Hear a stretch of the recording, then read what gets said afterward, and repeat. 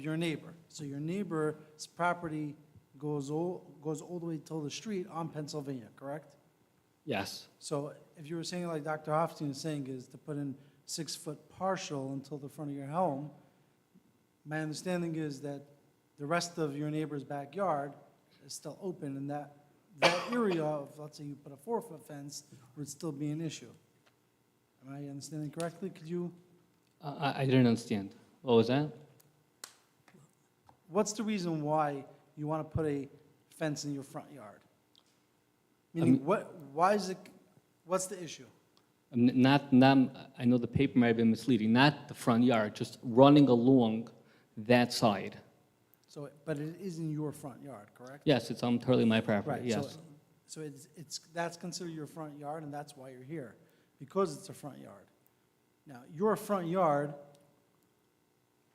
is together with your neighbor's backyard. Is that correct? Correct. So if you would put a 4-foot fence along that area, that's along his backyard, that still wouldn't help you for a 4-foot fence. Those dogs would still be an issue for your property. As of now, that's what there is a 4-foot fence. So that's Perfect. why you're asking for a 6-foot all the way until the front. Yes, correct. Now, does your neighbor have a fence along Pennsylvania right now? Yes, they do. And it goes all the way 4 foot till there, and what's currently there, you said it was a 4-foot. So he has 4 feet all around his property. Yes. Okay, Yes. thank you. And the part that borders on your property with that fence is a chain link fence. So even if you had a 4-foot fence, there would be 2 fences that would separate the dogs from your property. Yes, I don't see, And and second, do your kids play in the front of the house, or do they play in the backyard?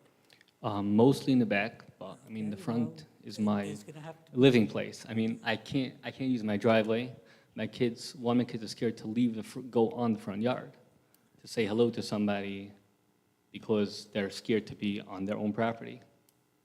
I'm talking about, even if they're not right by the fence, we're not talking about using my driveway, we're talking about basically the whole front of my house. I mean, they can't use it. And as far as I know, I mean, there's no one, I send certified mail, and there's no one really who objects to it. I mean, it doesn't seem like it's bothering anyone. And for safety, I'm well aware that it has to be done maybe in the last few inches or half a foot, whatever it is for safety. But besides for that, I think everyone is perfectly happy and comfortable with it. What do you have around the rest of the backyard?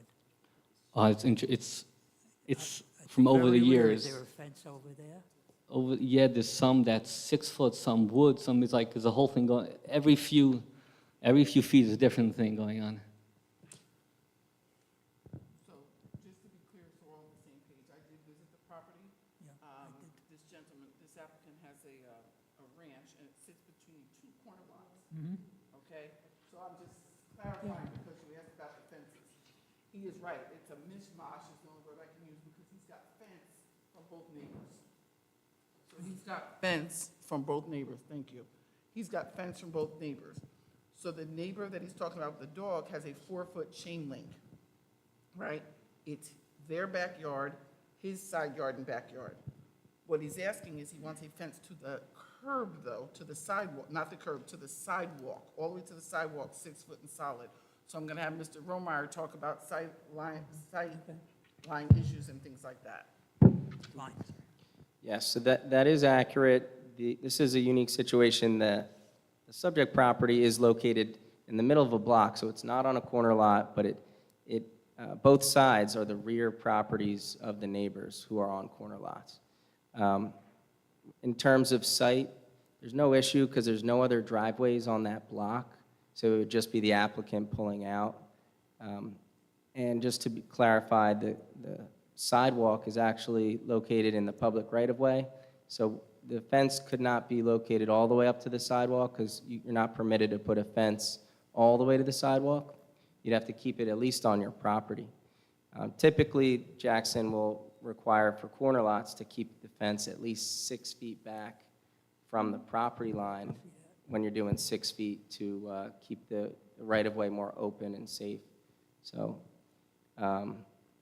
one thing I would suggest the board consider, if the applicant wants to do 6 foot solid from the rear, say up towards the house, or potentially a little further, and then perhaps transition down to like a solid 4 foot fence or something along those lines to give them the more privacy along that property line.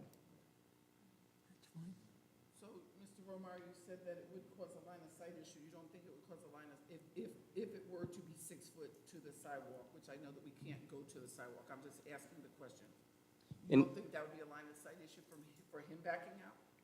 So the car would have to inch up just towards the roadway, and they'd be able to see. So I would say no line of sight issue in this case, because it's not like a neighbor has a driveway right there where they would have an issue seeing. But it is not typical to bring a 6 foot fence all the way to the property line. So your suggestion would be to end the 6 foot fence 6 feet from the sidewalk and put a 4 foot fence from that point to the sidewalk? That could be an appropriate option. Okay, I'd go with that. Mr. Peters? Thank you, Madam Chair. Mr. Goffman, thank you for your testimony. I'm going to bring up some issues to the board that have to do with the law. I don't want you to think I'm making light of your situation by any stretch of the imagination. These folks up here are your neighbors. They take things very seriously. So if I say something that you might think is offensive, please stop me. It's not meant to be. I'm just telling the board what they're required to do in terms of planning law and granting variances. So to the board members, this is a C variance. It's a bulk variance. Putting a fence, a solid fence higher than 4 feet in the front yard. So a couple of things. What alternatives are available? Could you fix this problem, the problem that was testified to, with bushes or shrubbery, as opposed to a 6 foot fence? Would the 6 foot fence be permanent? And again, without making light of the situation, should there be a sunset provision in this if the board were to grant the applicant's request? At some point, the dogs won't be living anymore. At some point, someone moves. At some point, children grow up and aren't afraid of dogs. At some point, the applicant moves. So is there, as a reasonable accommodation for your proofs to grant this variance, should you consider a sunset provision? Because things will change. As the board knows, 2 types of C variances, the C1, the C2. One's the exceptional circumstances. This is not a condition relating to the size, shape, or topography of the property. It's a C2 variance, hardship. And the applicant bears the burden of proving that the positives outweigh the negatives, the benefits outweigh the detriments. What I will ask the board to consider is that the applicant is here by himself without a professional, and he hasn't given any information about what the perceived detriments could be. This property, to the best of my knowledge, is over in the Brookwoods, which was built in the early to mid-'60s. I'm familiar with the area for 55 years. I'm not sure there's a 6 foot high solid fence in front of a house in all of the Brookwoods. But that's not our responsibility. The variance application was presented by this nice gentleman on behalf of his family. But he also bears the burden of proving to you those hardships or providing proofs so that the board can act on the variance relief. So while I don't take any exception to the testimony was given, what I would say to you is that if you let someone put a 6 foot solid fence forward of a house, is that in keeping with the character of the existing neighborhood? So I'm not going to testify for the applicant. I'm going to put those issues forward respectfully, because the gentleman has a hardship. I'm just not sure if he's given the board the proofs that are necessary for you to act affirmatively on the variance relief. Thank you. Mr. Goffman, do you understand what Mr. Romar and Mr. Peters said? I think so, most of it. Any response? So, I mean, I definitely, I understand it might change the neighborhood, but I believe that's up to the people in the neighborhood to decide. And doesn't seem to bother any of them, especially because they understand the hardship. It's not going to be a solid 6-foot fence like a fortress going all around. So originally, one of my neighbors thought that the paper, it sounded like I wanted a fence all around. So like they asked me, like, is that what it's about? I said, no, it's just on one side. And they right away, like, you know, went back home, wished me a good day. So as far as I understand, it's really the neighbors who live there who, it's for them to decide the feeling of the neighborhood. And if they don't care, I don't see why anyone else should care. Well, the law doesn't necessarily follow that exact thing. Certainly, the reactions of the neighbors are part of the proofs and part of what has to be considered, but it's not the only consideration. It's actually up to the board to look at the overall, assess the positives and negatives, any detriment to the community. I just want to make sure that I'm understanding correctly. Seeing where your house is, and actually this is really a question for Mr. Romeyer and Mr. Peters, I think. From the corner of the house all the way to the end, is that, for a 6-foot fence, is that appropriate on that side? So from the corner of the house to the front property line? Or no, to the back, to what I believe to be the rear property line? Yes, so from the front left corner of the house to all the way back to the rear, a 6-foot solid fence is permitted. So we're really only here to talk about what's in front of the house, between the house and the front property line. That measurement is 31.26 feet. The applicant's currently asking for a 6-foot solid fence for that whole 31.26 feet as a 6-foot solid. The only thing that would be permitted along that 31.26 feet would be the 4-foot chain link fence. So if you denying the application, he would still have the ability to still build a 6-foot solid fence from the front line of the house all the way back, or if the board feels inclined to approve some amount of 6-foot fence in front of the house, that would be the board's decision. Right, and that was, Mr. Romeyer, at that point, your suggestion was that potentially it could be 6 foot to 6 feet from the sidewalk and then 4 foot. That's an option, but to my knowledge, we haven't seen that situation Okay. before on a mid-block house. That's typically done for a corner lot.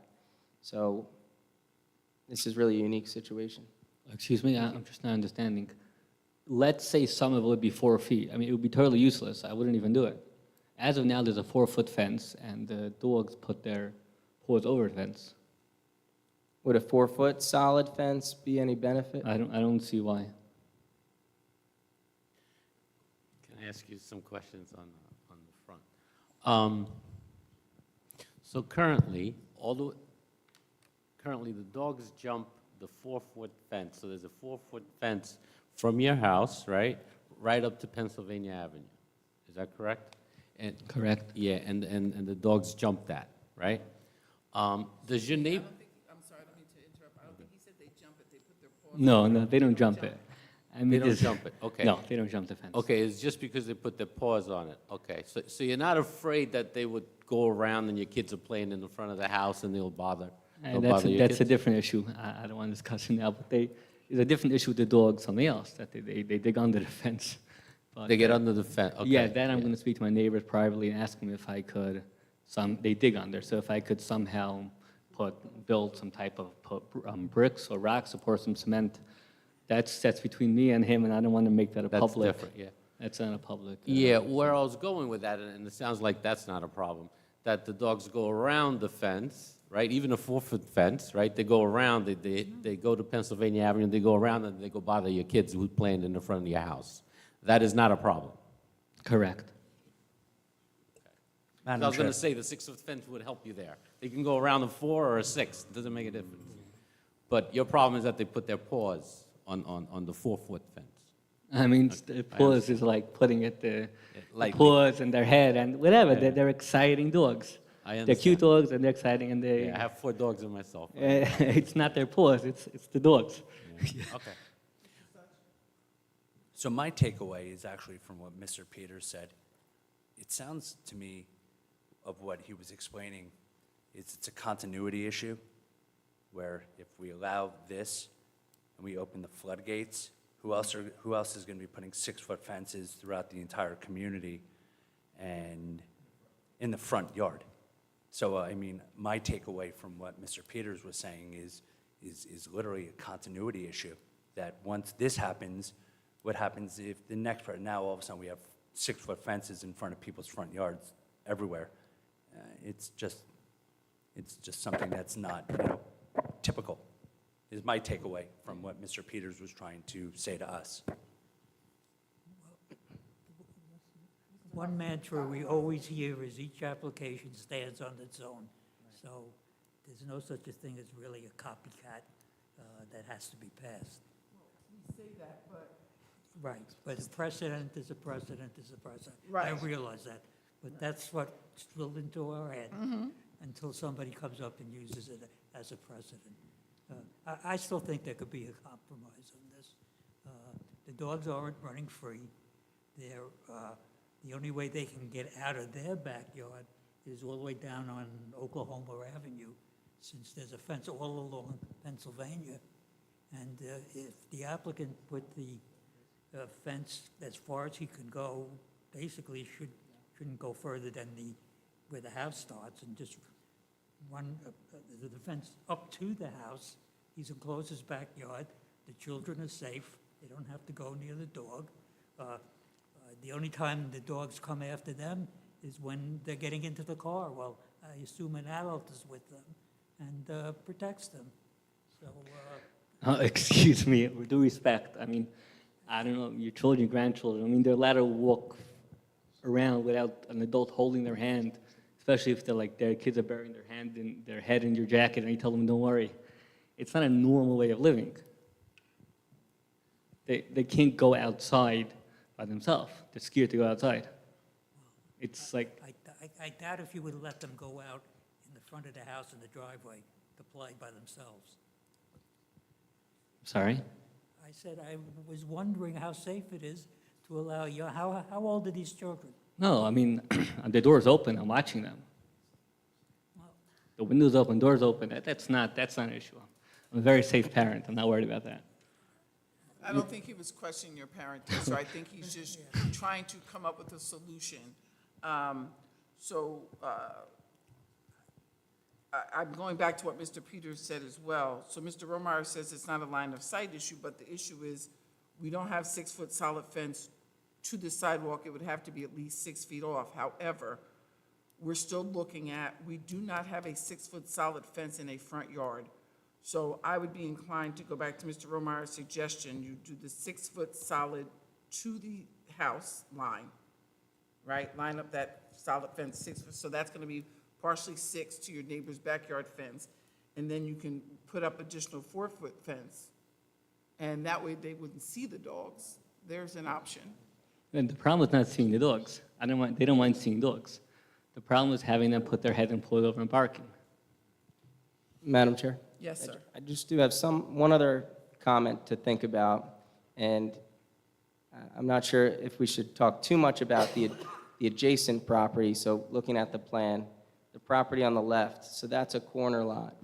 So in some situations, the board may grant a variance for that corner lot to have a side yard and rear yard fence between the house and Pennsylvania Ave. And that fence would go, 6 feet off the Pennsylvania Ave, 6 feet off. Are you talking about the house? So we're looking at his house now. We're talking to the house to the left, which is the corner of Wyoming and Pennsylvania? Just Or you're looking at the talking plan, Oklahoma and Pennsylvania? so really focusing on the highlighted line, so that, So that's Oklahoma and Pennsylvania? yes, Oklahoma. So right now, that's a corner lot, and say that person wanted to request a variance to enclose their rear yard for privacy, that fence might be permitted to be 6 foot off the line. And then if, perhaps the board might want to factor that in to be in line with maybe that house, if that rear yard was fenced in. You follow what I'm saying? Yes, I do.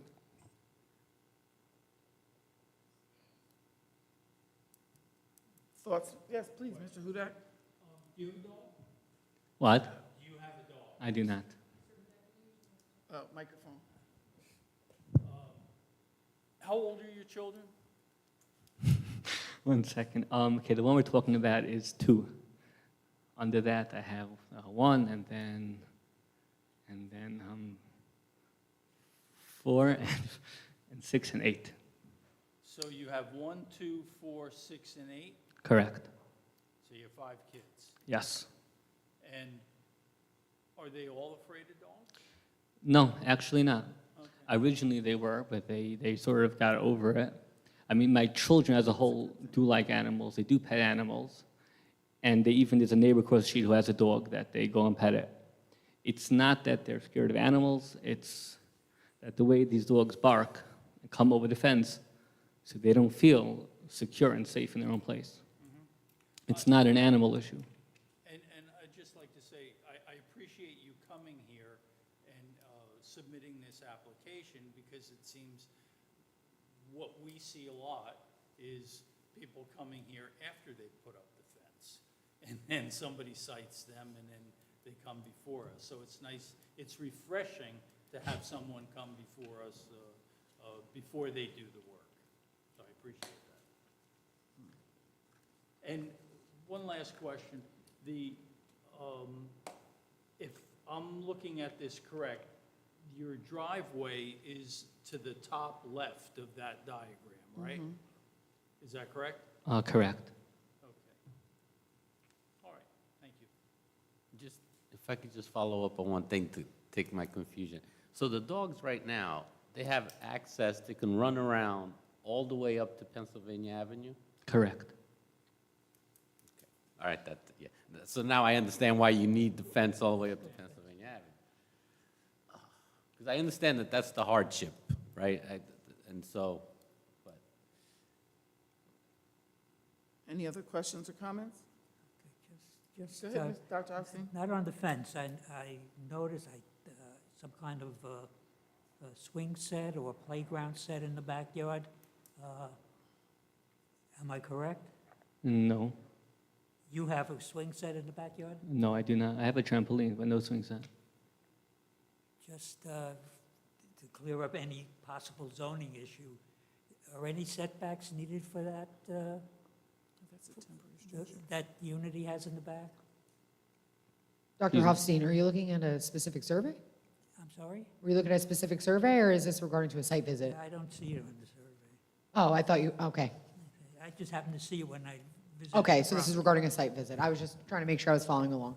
Okay. We do request for permanently installed playground equipment, so swing sets or slides, anything of that nature. They do follow shed setbacks. That's the guide that we go by.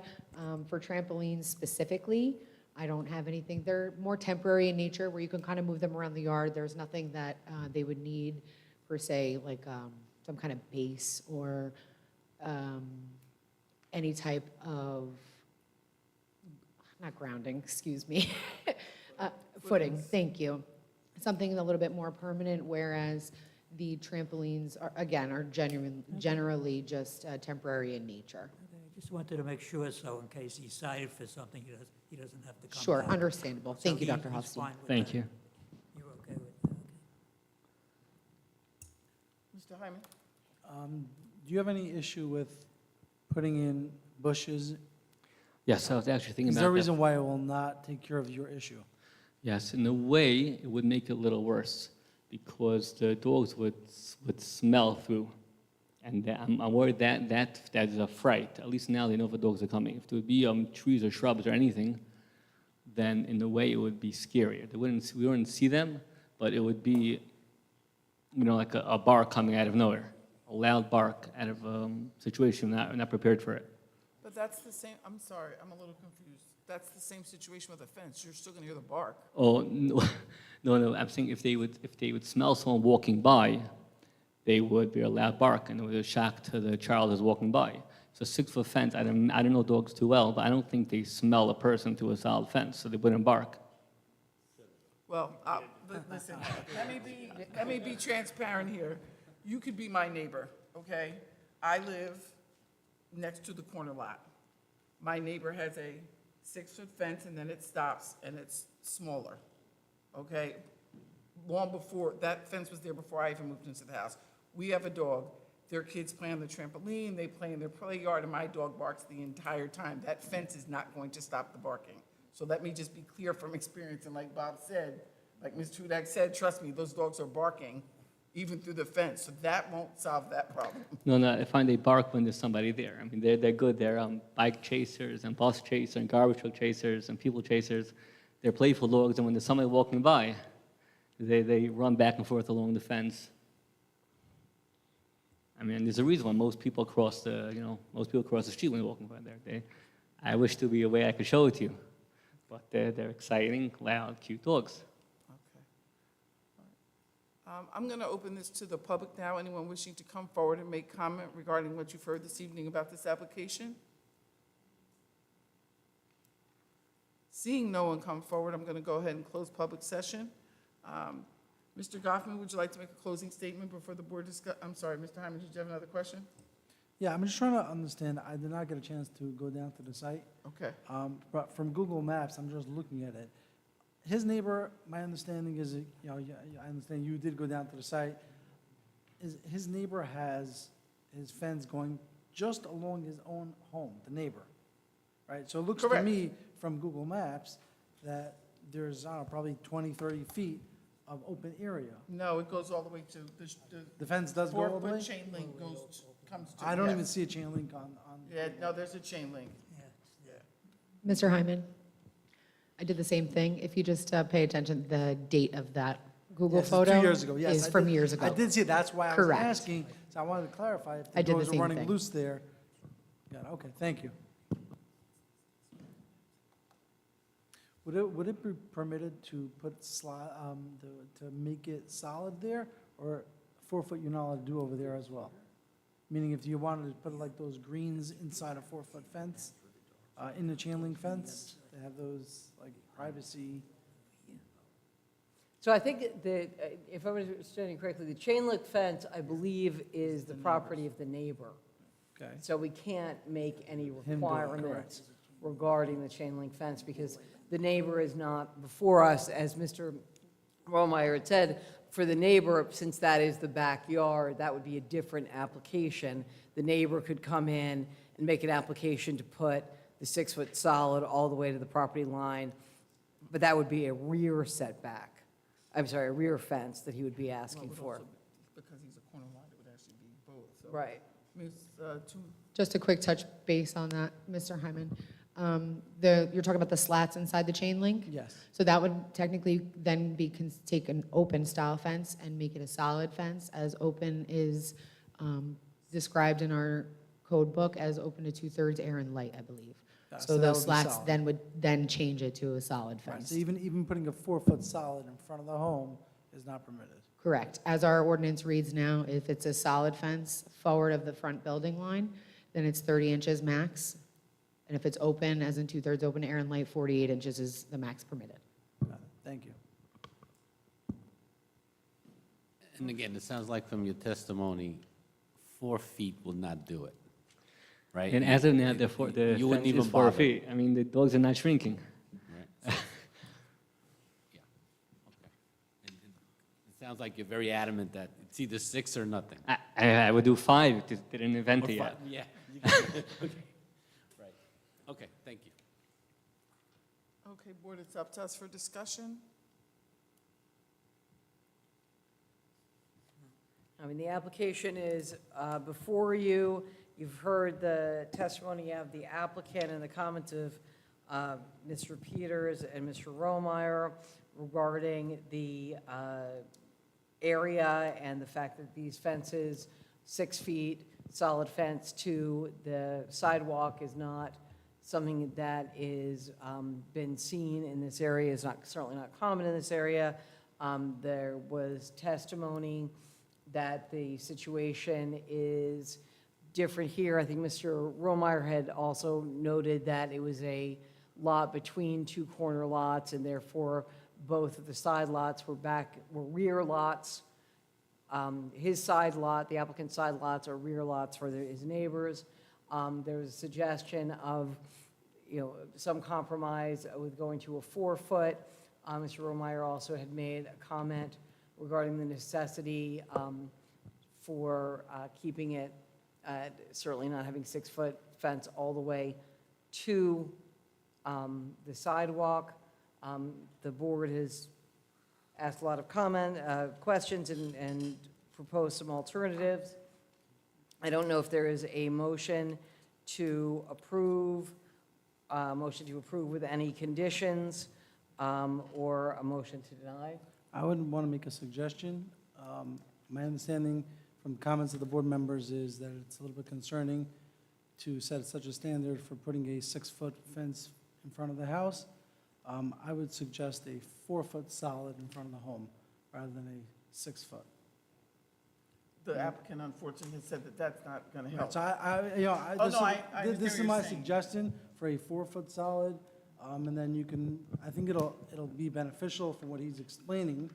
It'll give a little bit more relief than he has currently, because it's solid, and then I would suggest, putting in bushes as well. Although I understand that, people don't want to do both, but I think it would be beneficial as a compromise, given the situation. Mr. Hyman, is that a motion? No, I'm asking the applicant if he would be amendable to do such a thing. Because based off of the comments from the board members, it doesn't seem that, my understanding is that, board members don't want to set such a precedent to put a 6-foot fence in the actual front yard property. Meaning there are other applications that we've seen many times that it's really, the front yard is really a backyard, but because it's on a corner lot, so there's more to, give or take if there's no line of sight issue.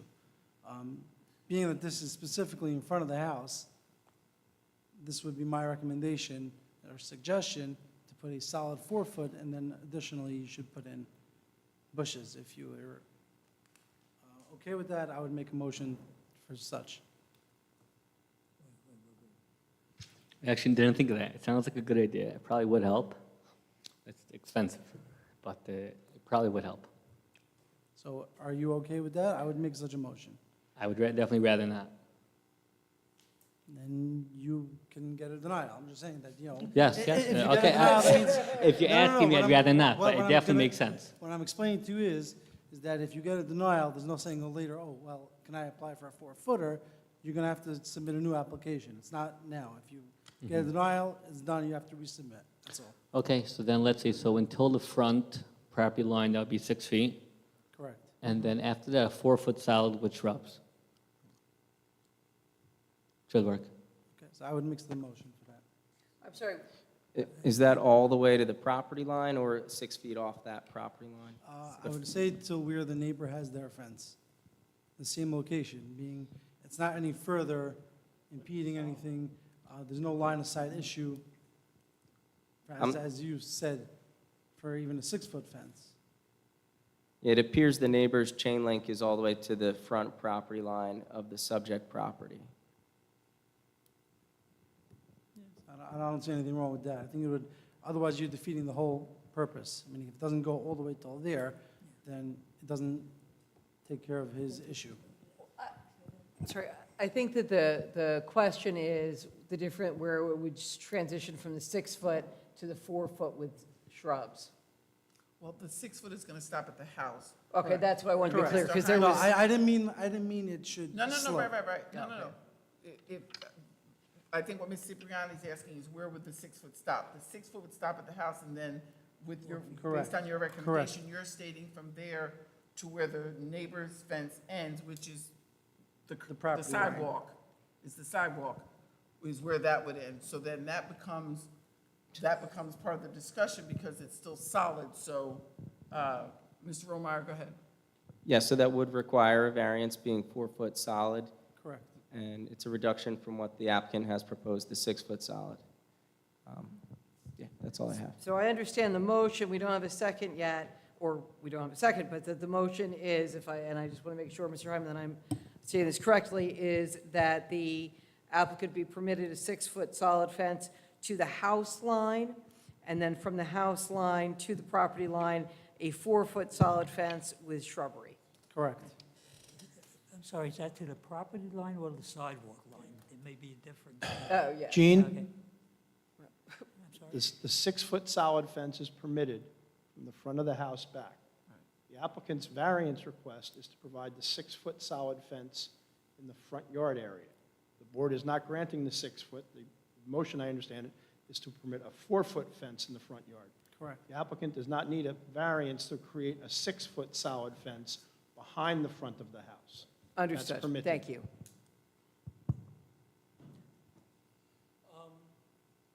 Yes, Mr. Huda, microphone though. Now, I don't want it to sound, and please don't take this the wrong way, but there's a lot of discussion here and a lot of allowances being made simply because some children are scared.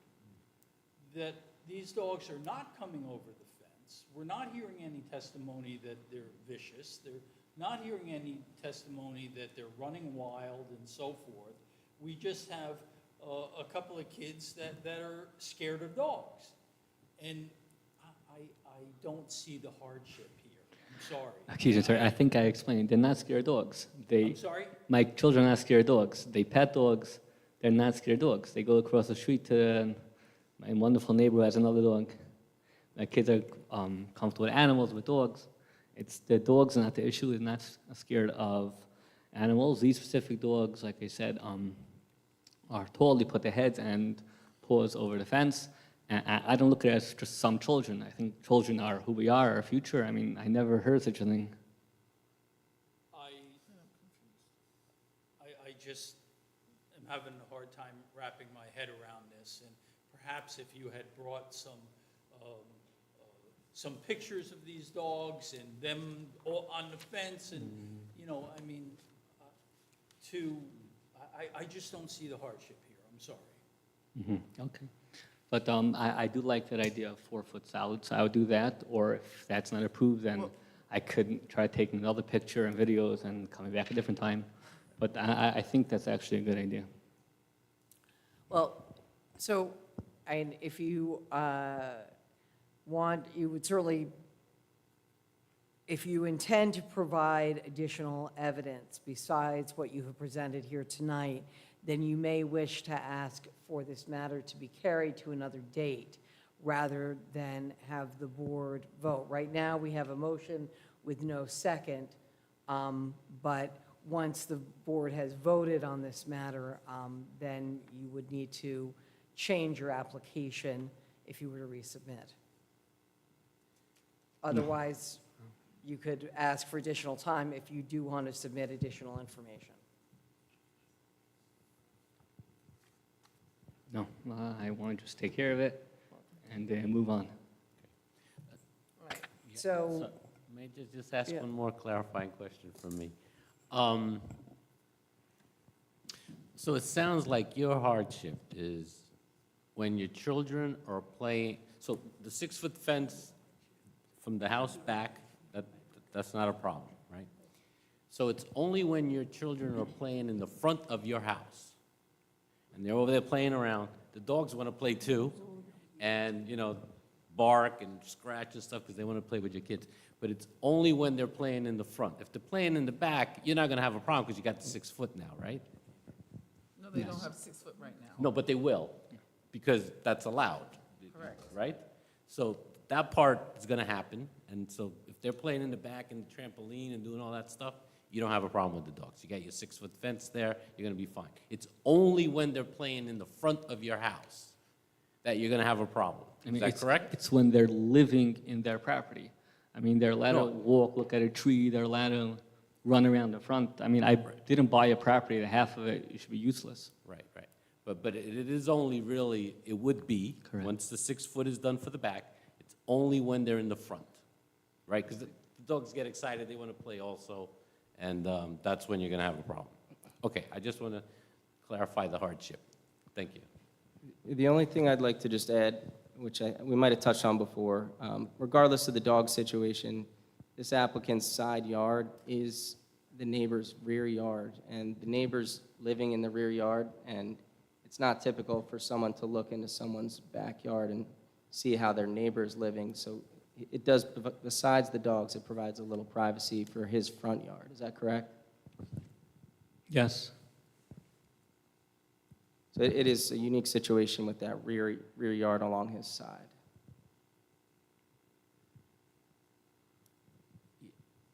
So I'll just make a comment. So driving by, right, I did drive by Pennsylvania, went around the block and everything. If I imagine that even a 4-foot fence, there's nobody else around there that has a 4-foot fence in their front yard. I didn't see any, even a 6-foot, much less a 6-foot. And you can say, okay, well, it's the back of that neighbor's back, but there's a neighbor there, you're just driving around. There's nobody else on that area that I drove around that has any kind of fence in the front of their house. Would you agree with me on that? I'm not Not sure. sure exactly. Yeah. I do know there definitely are people who might have shrubs, other things Shrubs, yes. which really, as far as, I mean, it gives the same look of closed Right. off. I mean, people have solid bushes going I 10, agree. 10, 15 feet. I agree with you, yeah, I saw that, yep, I saw that, yeah. All right. Just so that you understand where I'm kind of thinking about and coming from, is the aesthetics of the whole community, basically, right? That this would be the only, that I see, the only house with a solid fence in the front of the house, whether it's 4 foot or 5 foot. I do believe there are some more, Okay, but I might have missed it, yep. I don't know within how many blocks, but somewhere Right. in that region, but Okay, thank you. All right, so we have a motion on the floor, there's no second. Mr. Hyman's motion would be that they be allowed to put a 4-foot solid fence from the front of the house to the end of the neighbor's chain link fence. That was what you stated, right? I don't want to misstate it. Okay. So that's Mr. Hyman's motion, that's on the floor. If there is no second, then the motion dies. Is there another motion? I make a motion to deny the request, but,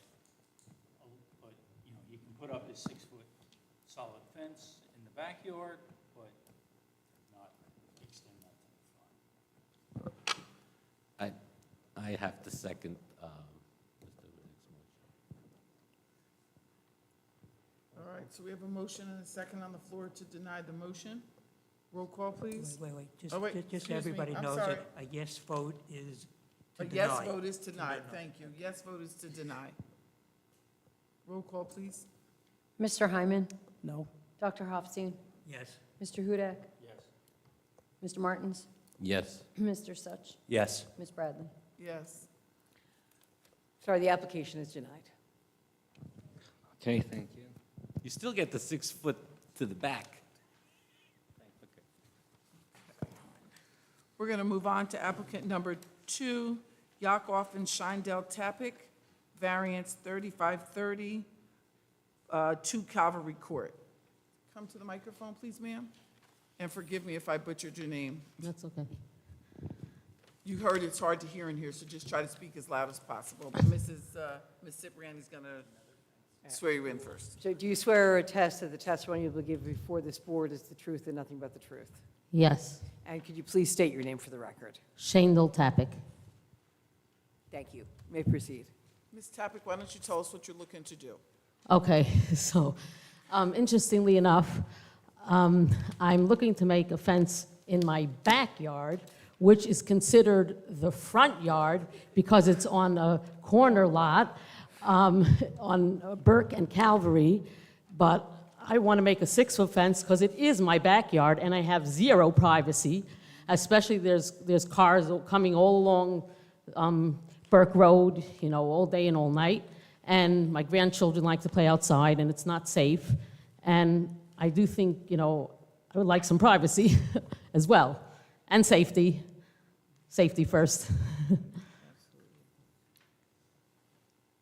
Questions for the applicant? Mr. Hyman? Oh, I thought you were looking at me. Mr. Romeyer? Good evening. Can you just confirm what's shown on the screen, that highlighted in yellow? Is that the location that you want to construct your 6-foot solid fence? So yes, so as close to the sidewalk as you'll allow me, I would like to do. if it's possible, and I want to go either from the front part of the house, like to the back, or from the back edge, nothing on the actual front yard of my property at all. But I've seen fences both ways, whichever way, it's not, coming either from the front of the house or the back of the house, enclosing the back area, like every backyard. Okay, just to clarify, so regarding the Cavalry Court frontage, there will be no fence between the dwelling and that street, correct? That's to the bottom of the screen. Everything's from the house back along Brook Road. Correct, like a backyard, to close Okay. the backyard, correct. Correct. So what currently is permitted in that area would be the 4-foot chain link open fence. You're requesting a 6-foot solid fence. Right. And as it's highlighted and shown on the plan, that is 20 feet off the property line. There's a dimension on the survey. It says 20-foot wide screening buffer. So you said you wanted it as close to the sidewalk as Right. possible. Like what you mentioned earlier, possibly the 6-foot, whatever you mentioned earlier. So those buffers, I believe that would be part of the original subdivision approval that we wouldn't be able to encroach in, but I would recommend, I'd have no issue with keeping the fence 20 feet off the property line. There'd be no issue with the site on that triangle. Thank you. Mr. Peters? Thank you, Madam Chair. Thank you, Ms. Tapek, for your testimony. The application you submitted was the one that's up there, correct? That's what you Correct, submitted to the town? yes. Okay, and it shows the fence is going to be 20 feet off the property line, and it's going to respect the existing buffer that's out there, 20 feet off. Because that was allowed on the survey, so I'm requesting, if possible, though, if I could have 6 feet. So Doesn't have again, be to the 20. board, this isn't, let's make a deal, Right. okay? There's a buffer, quite frankly, this is a copy of a survey. It doesn't show who the buffer's to. The buffer's not to the Zoning Board of Adjustment. The buffer's to the town or the state of New Jersey. So respectfully, I don't think the board has the authority to grant relief into the buffer because they don't have jurisdiction over the buffer. So again, if the applicant wants to bring a professional back and say, this is why we think we can do this, I understand everyone wants to do what they can do with their property, but you can't buy a hardship. Property is what the property is, and these restrictions are clearly shown on the property. So while we take no exception to what's on the screen in terms of, from a planning perspective, in terms of their request, I would just caution the board that the buffer may not be within your jurisdiction to act. Thank you. So, Ms. Tapek, I went by the property to take a look on that. So I'm coming up Burke.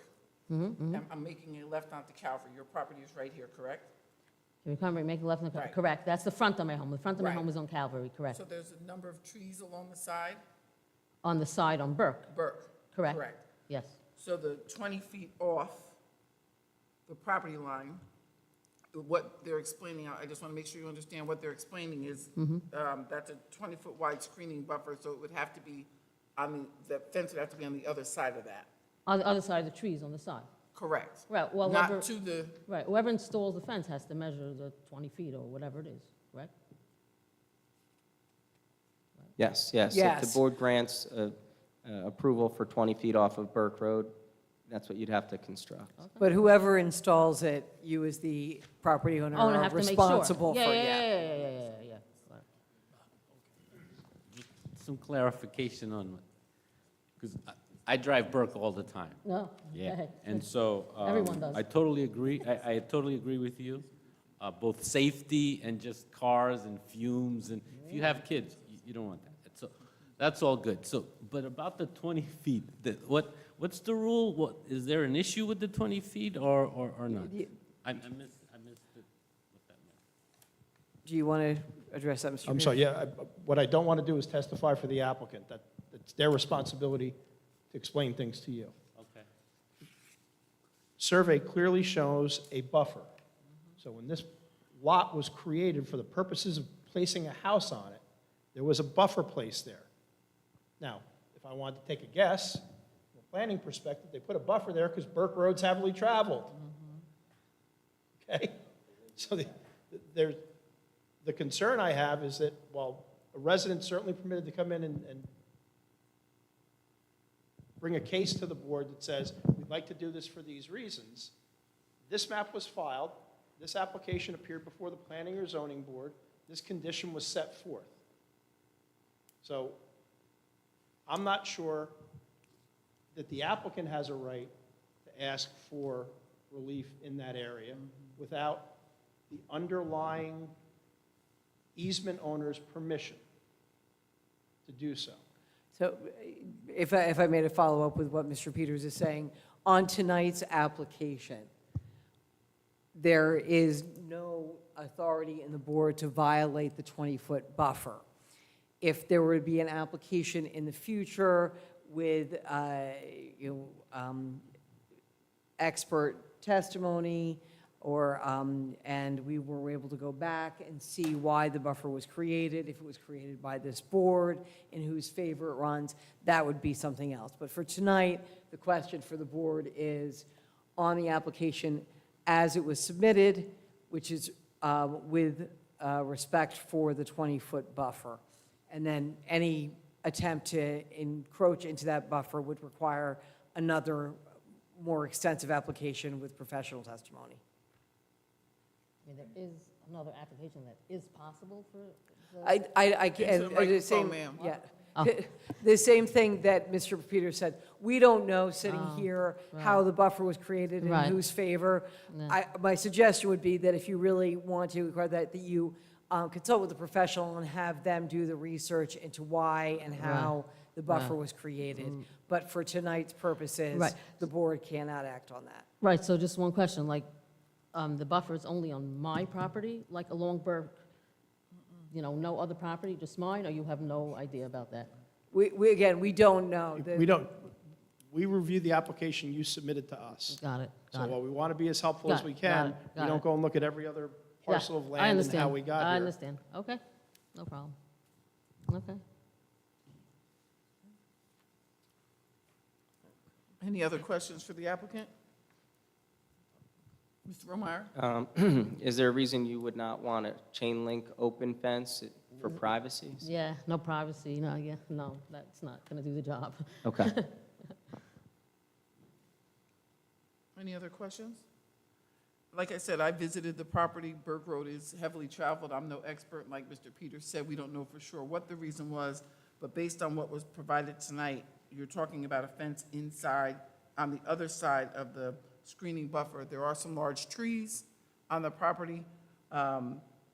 So based on what you submitted, you understand that if this was to be approved, you would have to observe that 20-foot buffer. Right, it would go behind the trees, like, yeah, okay, I understand. Any other questions for the applicant? Given that there's no questions from the board right now, I'm going to go ahead and open this to the public. Anyone wishing to come forward and speak on behalf of this application? Seeing no one come forward, I'm going to go ahead and close public session. Board, it's up to us for discussion.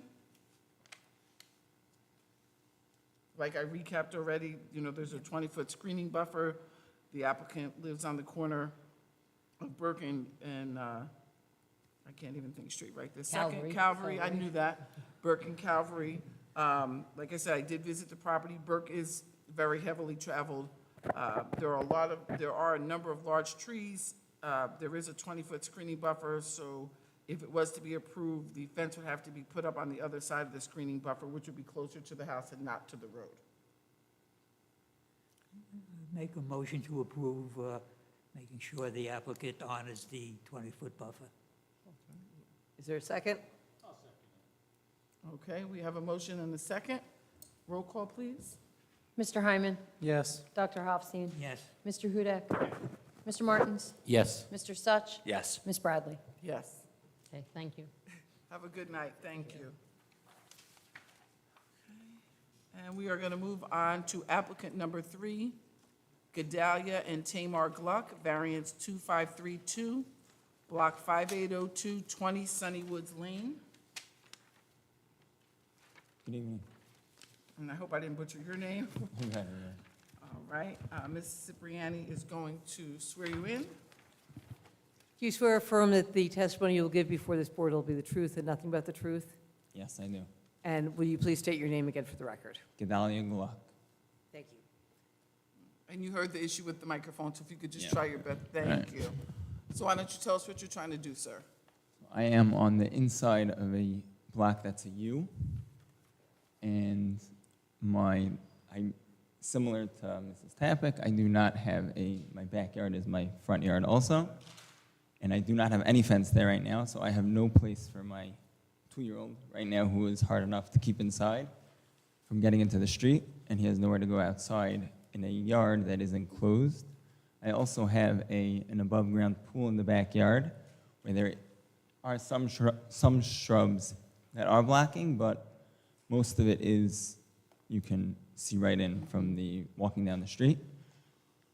So I would like to put a 6-foot solid fence along the side of the property. I did not write it in yellow, but I would like to move it in for curbside appeal 6 feet around. I wrote it along the edge. I don't think I'm going to put it along the edge. I do want to have as much space as I can on the inside of my backyard, so I'm not losing the space there, which is taken up from the pool in the back. But that's my application. Okay. So before I call on Mr. Romeyer, again, I did visit the property, so I just want to be clear here. You understand the reason you're here is because you're a corner lot, Yeah, right? And yours is even a little bit more unique because you're on that turn, yeah. right? So you don't want it to the property line. I don't want to Correct. right to the property line. I think that would ruin part of the curbside appeal, but I do want it as close as I could. Maybe I'll put some shrubs before it, but And it will not come forward of the front of the house. So in no, other no. words, You see this? I did not write it in yellow, or you can't see it in yellow, but it is. There's To a the black side. line to where the back of the house is. So it's it's a good 20 feet from the driveway even. Mr. Peters, you wouldn't have a pointer, would you? No, you can't be trusted with that weapon. Oh, here. we have- Anthony does. Anthony. And Anthony, is it possible to blow that up just a little bit more, please? No? Okay. You know what they say, if you don't ask, you don't know, right?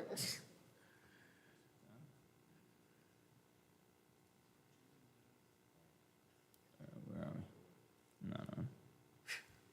Is it on? I gotta hold it. I gotta hold it. There you go. That's it. This is Okay, there we go.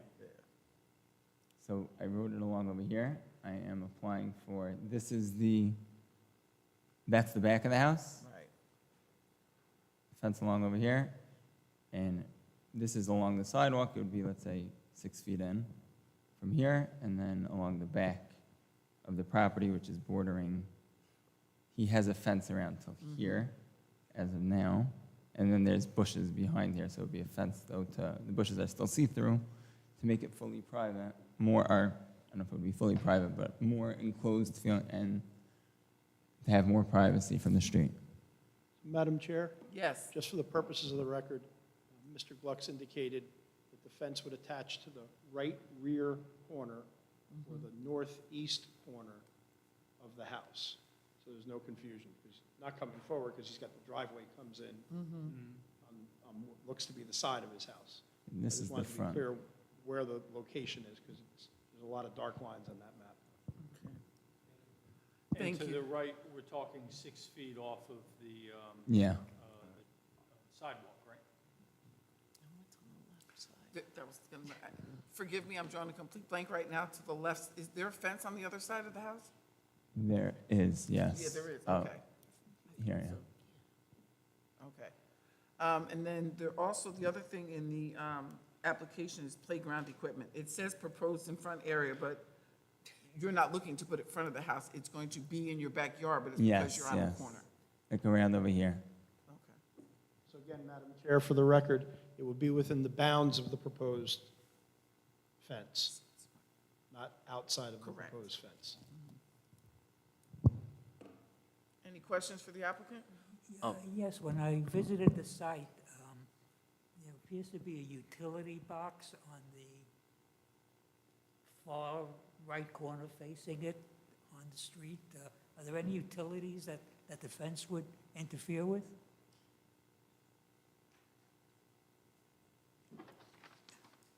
Like near the bush, like all the way up here? Yes. I think The that was small like, utility that box. wasn't right near the utility box should be on the inside or the outside of the fence? Towards the street? No, it's right on that corner by, at the edge of your property. It could be, I think don't know what it's the a, box is for. it's like it's a foot by a foot, around 3 feet high. I guess you have to He's call. he's for asking, Not a- where is that? Yeah. Is it That's within 6 around- feet, 4 feet? It's Where is within, that relative? it's closer.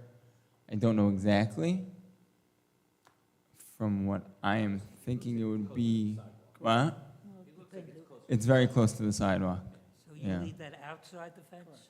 I would think so, Yeah. yeah. Okay, also along that same side there are some stones, look like somebody was building some kind of wall and just left it like that. I was not Are involved in any of those this coming stuff. out also? I know, would they come out? They most probably would. I'm sorry? It's I most probably would take them out. It's a job. I didn't put it there, but. Mr. Romare? Yes, so typically, the board would recommend an approval for at least having 6 feet off the property line of Sunnywoods Lane. It appears the applicant agrees to that setback. And then just to be safe, the playground, whether it's temporary or permanent, I'd recommend that that be written in as to the resolution, should the board look favorably, that that be permitted in the front yard area as long as it's enclosed within the fence area. So the 6 feet, I'm going to use that figure we're estimating, but wouldn't we also want to include the wording that make sure that utility box is outside of the fence, correct? I don't know where it is on the survey, but regardless, if the board says keep the fence 6 feet off the property line, when it comes time to construct, the contractor has to legally call the 1-800 one call for digging. And if there's any utilities in the way, they may have to move in a little closer than 6 feet further from the road if there's utilities in the way, but no closer than the 6 feet if that's what the board approves. Madam Chair, Mr. Peters? Mr. Gluck, a more practical approach. The electric box has to be on the outside of the fence. You understand that, correct? Yeah. That's legally, it always has to Let's be put it that this way. way, if they need to get to it, your fence is coming down, they're not going to replace it. Yeah. I was trying not to have to say that to you, that's why I was saying keep it outside, because if there's ever a That's the reason they don't give problem- me sharp Yeah. instruments No, and but pointy you're things. absolutely right. Typically, there's a 6-foot shade tree and utility easement, so those boxes are usually right within 6 feet of the sidewalk. Okay, thank you.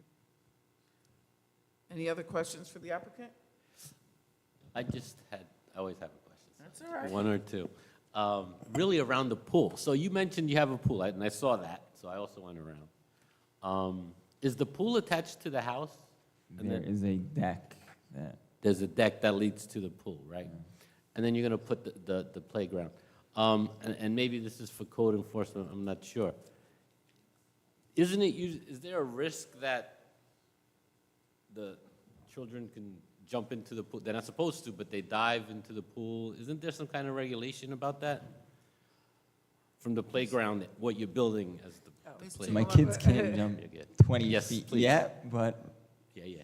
there's enough space, I don't think. So I'm not an employee of Jackson in a code enforcement capacity, but I do have plenty of experience in code enforcement. It's not necessarily a rule, especially not one that's on the books, and not necessarily anything we can regulate, unfortunately. As a parent and as a homeowner, for liability and safety reasons for not only your children, but also to protect your assets and your home and to not be liable for any type of accident, heaven forbid. Ideally, it wouldn't be placed that close to the pool, but there's nothing on the books that regulate that. And as it stands, Mark, please correct me, we don't have an exact location of the proposed playground equipment. The applicant did provide us with a generalized picture. It may not be this specifically, but that's kind of the equipment they were looking for. And as long as it, at the pleasure of the board, as long as we're okay with the verbiage of it being inside the fence line, the issue is that it's just not allowed to be permitted in the front yard area, which is, obviously as a corner lot, he's faced with the hardship of having 2 front yards. Understood, thanks. Yeah, just to make sure there was no ordinance where you had to be a certain distance from the pool. So that's good. Just when, has nothing to do with this, but when I was driving by, I couldn't see the number 20. Yeah, do you have it out There there? is on top of the, oh, it could be have a basketball hoop that might be. Oh, maybe that's basketball what it hoop, is. okay. Depends on how high the basketball hoop is, Right. but it could be a Okay, block thanks. number. That was it, thank you. Mr. Peters? My only concern with what Gina brought up is that the applicant was given a courtesy copy of an old survey. That survey's 20 or 25 years old. That survey firm doesn't exist, and those surveyors aren't alive. So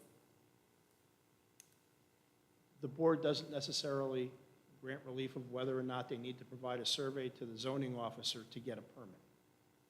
Because we've, with words and descriptions, said the fence is 6 foot off the property line to respect a possible 6-foot wide shade tree and utility easement. The fence is going to connect to the right rear corner of the house, and the playground equipment is going to be in a, Inside the fence there. inside the fence, but within a front yard area. But we can't grant relief if the zoning officer wants an updated survey. So that's, we sort of, we're usually silent on that, and if they let them use this document, that's great. If they don't, it's up to the applicant to go get a new survey. We can't grant them relief from what the zoning officer asks them for. Mr. Gluck, does that make sense? Does that mean that if they will need a new survey, they'll let me know and I could just Correct, they get the would new let you know, survey right? and I don't have to come back and do the whole process again? Correct. Correct. That's, All right. Any other questions for the applicant? Seeing that there's no other questions for the applicant, I'm going to open this to the public. Anyone wishing to come forward regarding this application, please do so. Seeing no one else come forward, I'm going to go ahead and close public session. Board, it's up to us for discussion.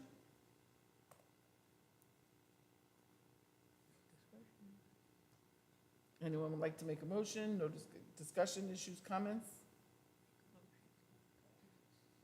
I'll make a motion to approve with the stipulations, 6 feet off, a minimum of 6 feet, excuse me.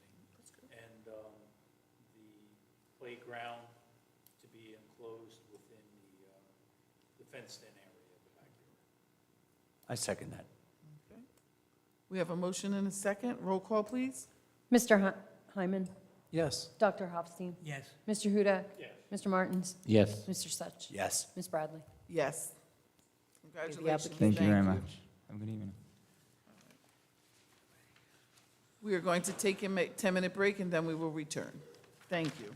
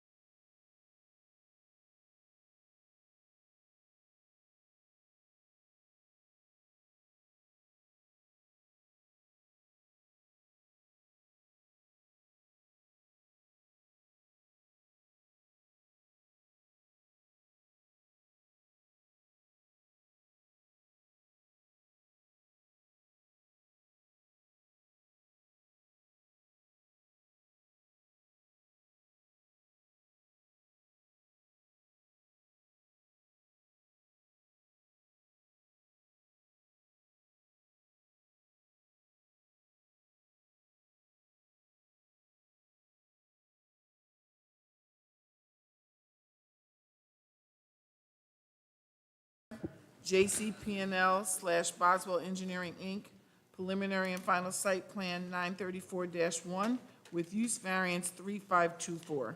Mr. Nadell?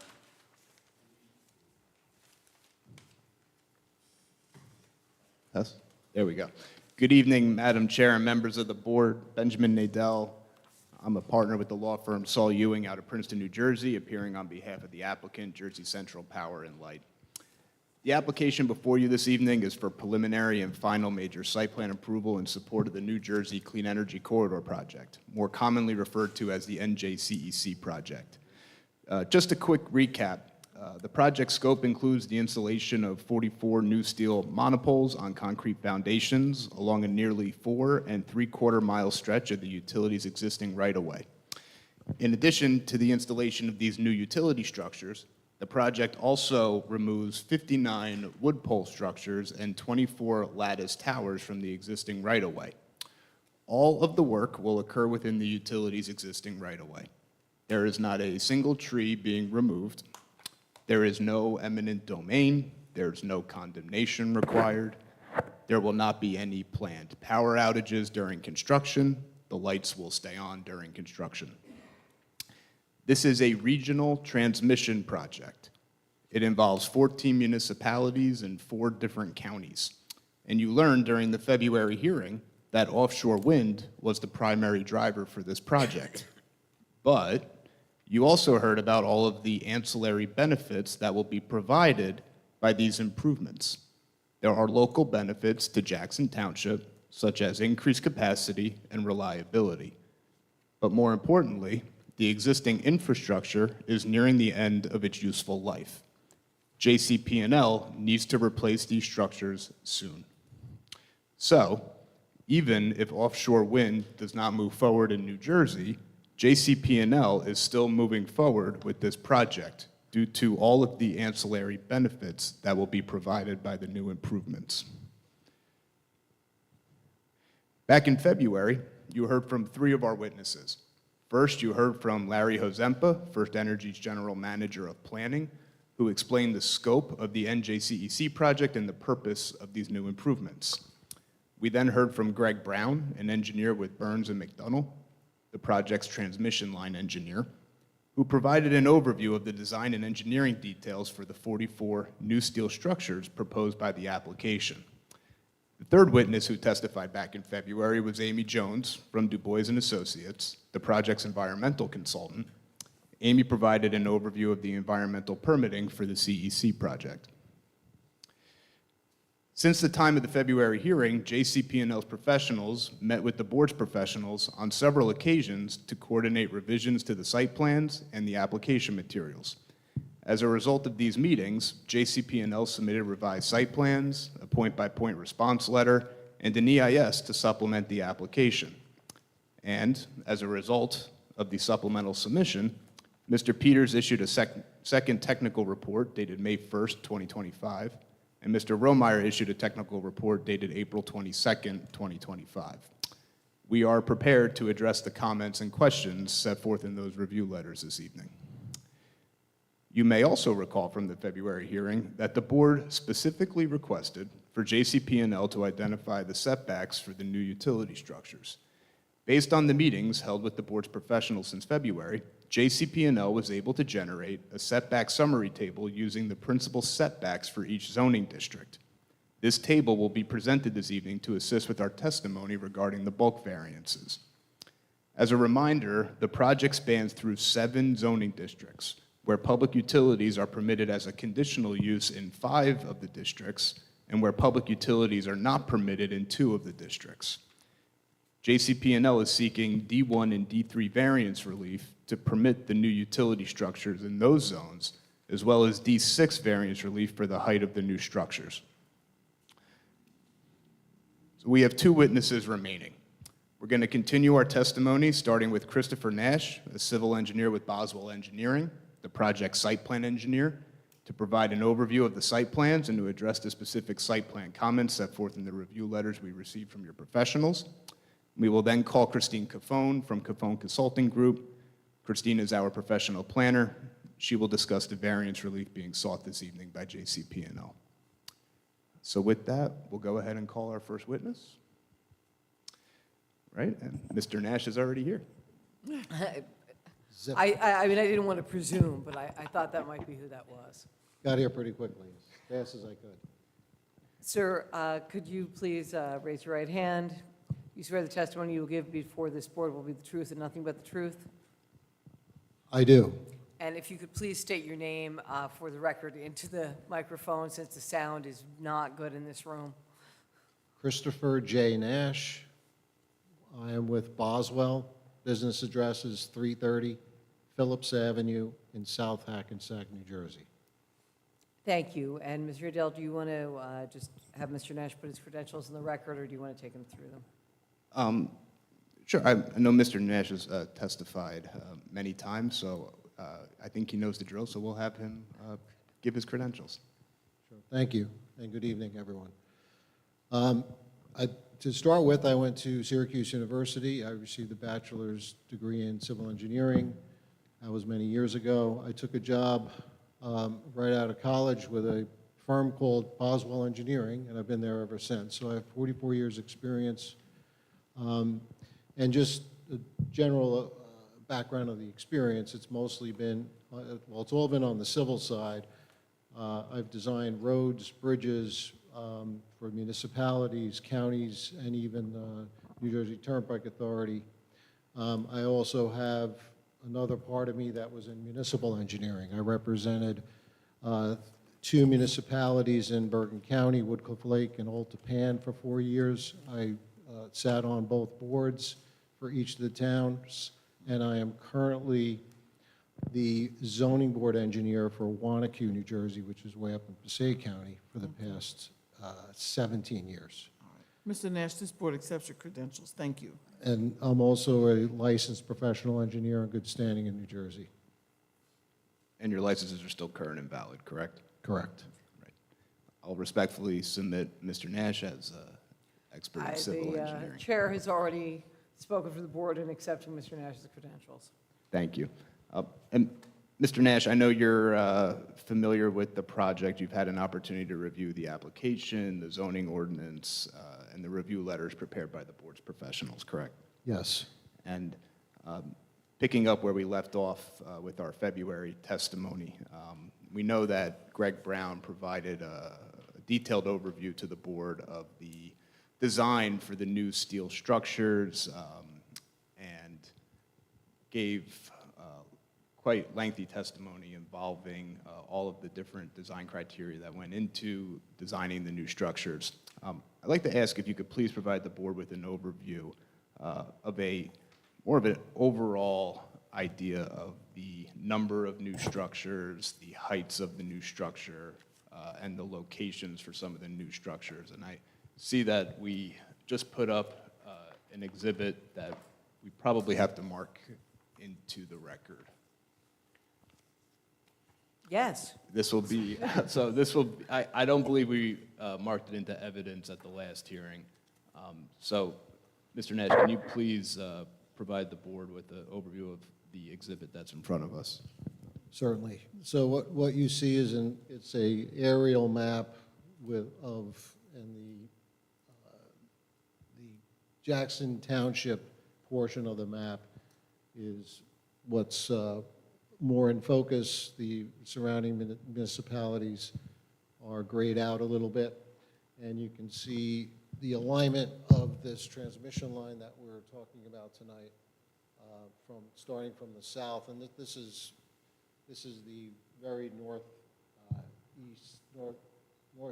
corner, of the municipality. So if there's a Microphone, please. Sorry, there's a location map shown over here, so we're talking about what's on the map is like right up in that corner.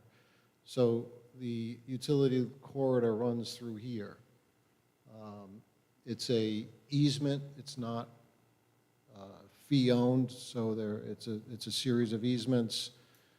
It varies in width from 260 feet to 340 feet, and depending where you are along the alignment.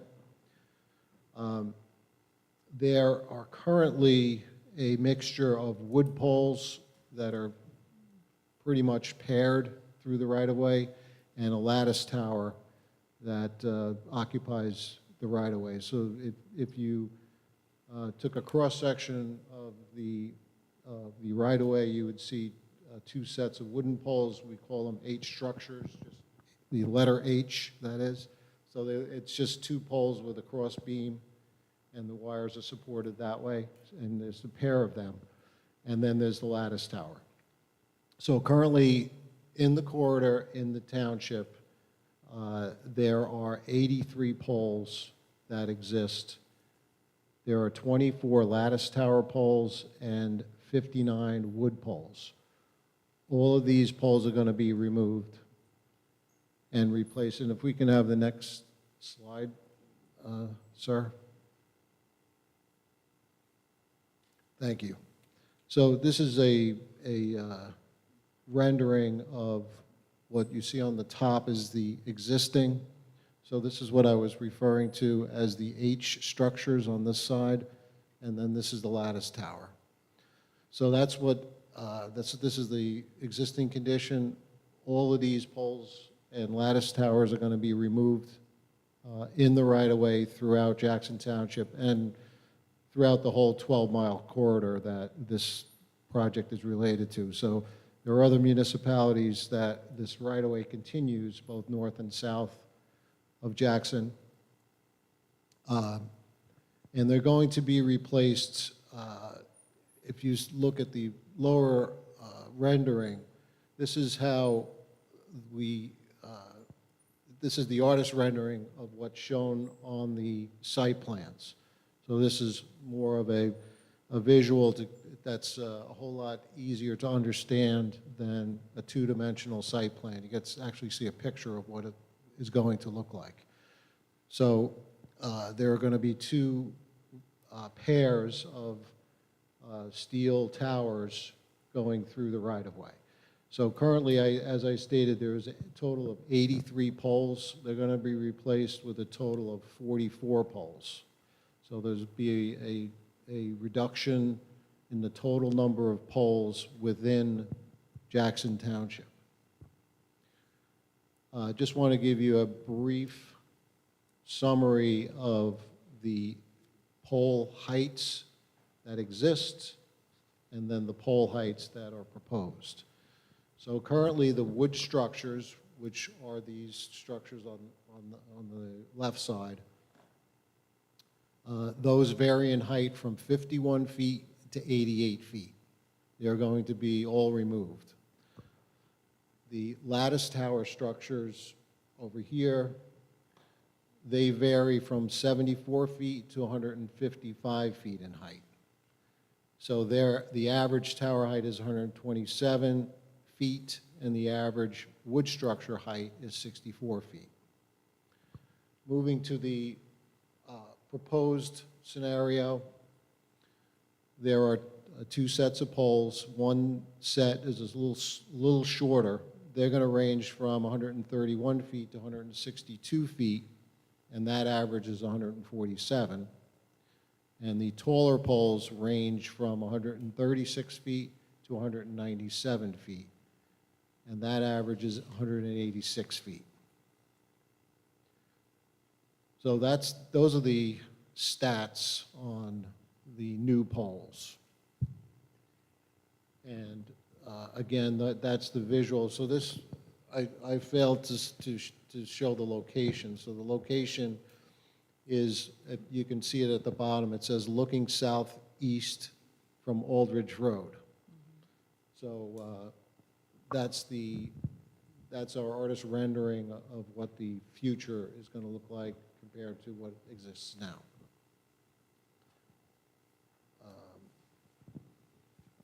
Mr. Dill, are you seeking to move the aerial map, which is number 1, and this exhibit of the existing photos and the rendering of the proposed into evidence at this time?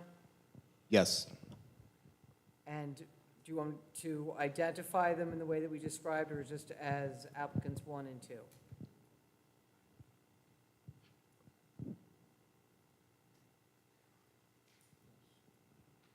We're fine with 1 and 2. Okay.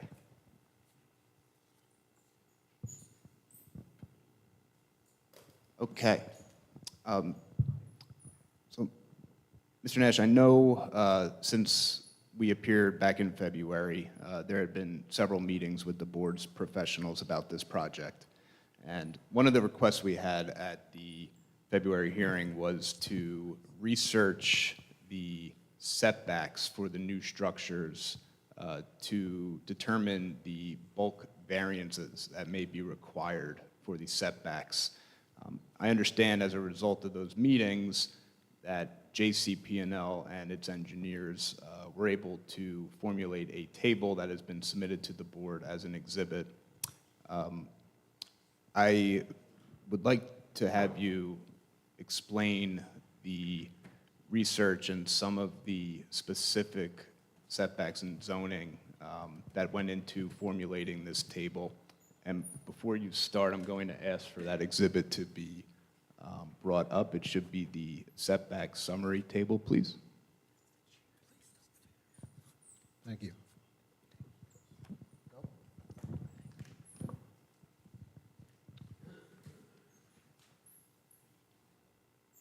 You want to mark this now or after we're completed? I'd be happy to mark this now, and I'm sorry, while I was involved with switching my chair, I just want to be sure, is this the summary of the accessory? I can't, with the accessory setbacks?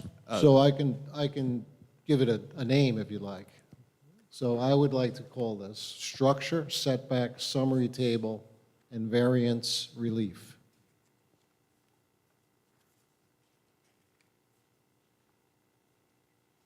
That would be a difficult answer on the Wheel of Fortune, I'm sure. Is there an acronym? I'd So, like to buy an ass. And we'll also mark this as 3, just for, Yeah, and Madam Chair, just so the board understands, as we go through the testimony, this chart is helpful should the application move forward with the use and the height variances and all those planning things. Remember, we talked about, we want to know what C or bulk variances they need, so that when they leave here, they have an approval to go to the zoning officer, and the zoning officer doesn't say, hey, what the heck did the board do? So a lot of effort on both sides to put together this chart, which quite frankly is the chart that the zoning officer is going to use to issue building permits. So I find this to be one of the most helpful pieces of evidence from a technical perspective to understand what the specific relief is. At the end of the day, if the board wants to sit here and listen to the specific relief for however many polls there are, that's okay, I get paid by the hour. Or we could stipulate to the information however they want to do it. But I want to compliment the applicant on preparing this document and giving it a name so that should the application be successful, it can become part of the resolution and be used by municipal staff to make this process a little easier when it gets down to where the boots meet the ground later. Thank you. Thank you.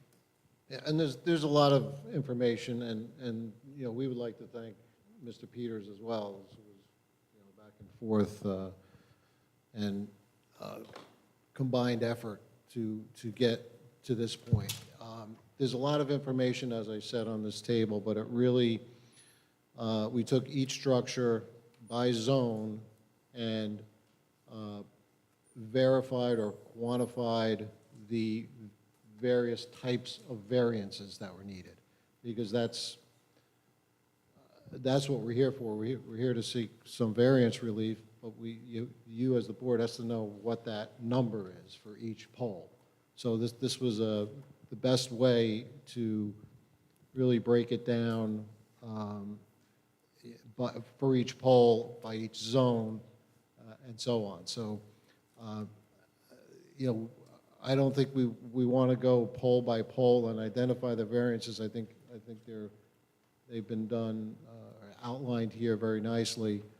What I would like to do is just read an example of what you're seeing, just so you're not just saying yes, and it could be anything here. At least I want you to understand what you're nodding your head to. So, Thank you. So the best place to start is at the beginning, right? So on the left side, there's blue shaded headings. So as we mentioned, the JCPNL easement runs through various zones throughout the township. So we had to break down, and because the poles are in these different zones, they do have different setback requirements. So in the first zone we listed was the NC zone. And what you're seeing are the bulk requirements for a principal building. So that was another issue, is what is the utility pole in the easement? Is it an accessory structure or is it a principal structure? So we all had agreed that it's a principal structure, so we're applying the underlying bulk requirements for a principal structure. Additionally, so those are the setback requirements, front, rear, and side are the first three columns. The complication is the fourth column. So in several of the districts, and the first three, the NC, the R1, and the R3, public utilities is a conditional use.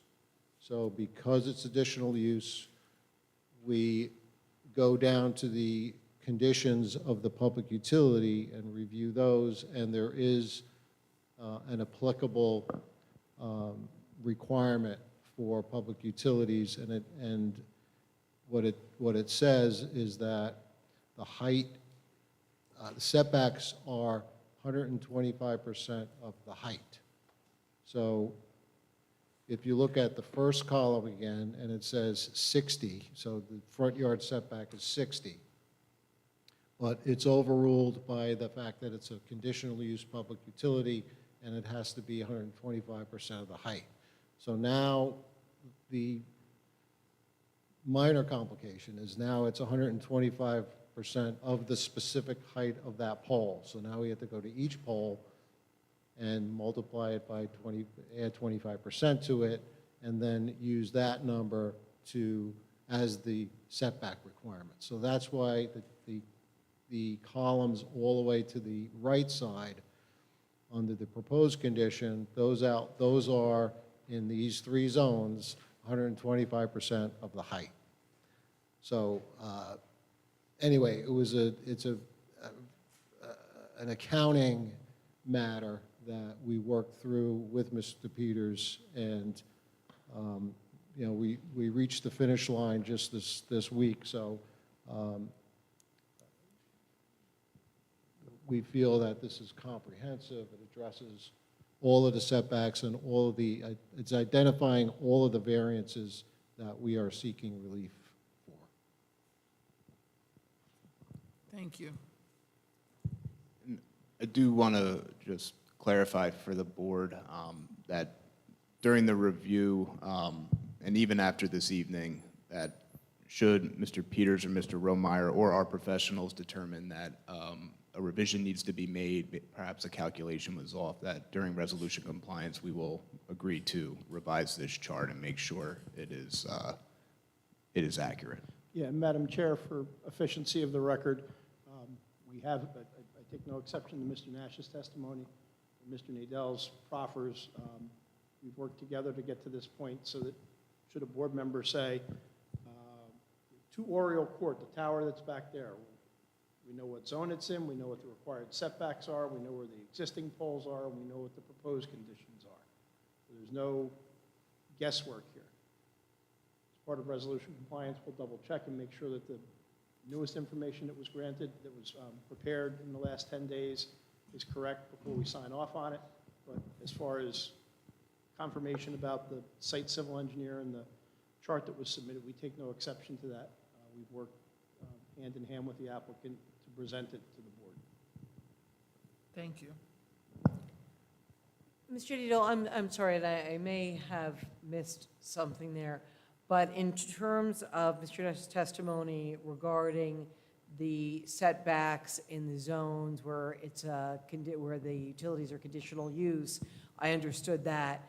I just wanted, if you could be clear on the record, what you used as the setback standard in zones where it was not a conditional use. So that was the easy part, because we just used the underlying bulk table for the respective zone. Thank you. So, and just to answer your question fully, in the ROS zone, public utilities are not, they're not permitted. So there wasn't any conditional use bulk requirements for those zones, so we fell back to the bulk table. So the front yard is 100, rear yard's 100, and the side yard setbacks are 75. Thank you. Madam Chair? Yes. And I just want to put on the record, my office did confirm each setback. While they're not all shown on the site plan, because it's such a large area, we were provided the AutoCAD drawings, and we were able to measure each setback on the computer. And they were all accurate, except possibly one was measured to a side instead of a rear line. And the applicant has agreed to just confirm that as a condition of approval. Thank you.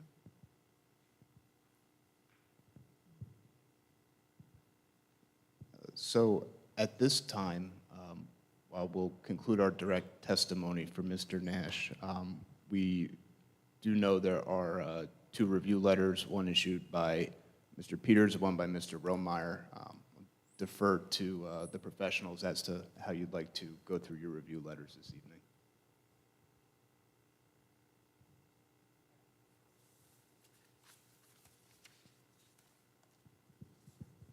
If the applicant wishes to consent to all of the items in the report, they can say so. If there are items in the report that they either disagree with or do not agree to as a condition of the approval, they should put them on the record. Man, is this a good time to ask about that chart that you're showing, or should I wait for when you guys finish? I just have some questions regarding how to read that Mr. chart. Martins, if you Is could that just later? wait 1 second, I think it would be helpful if Mr. Nadell could answer or address what Mr. Peters just said, just to give it a minute, because Mr. Peters had asked how, if the applicant, I think, accepted all of the comments. If not, we can decide when to go through it, but let's start with that question.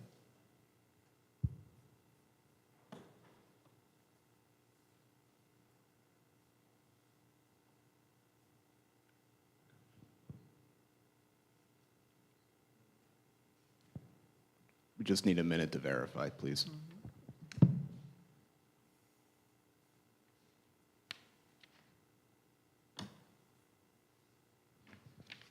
We thought we had all the time in the world. I saw a can of Red Bull on one of your professionals' tables there. We're gonna be here all night.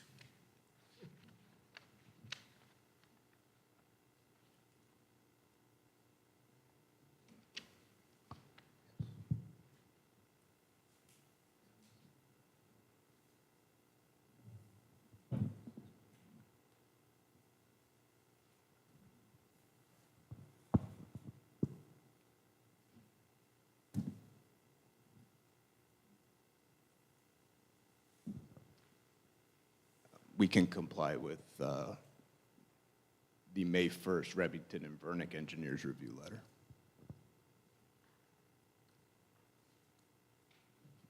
Now I'm just going to switch over to Mr. Romeyer's.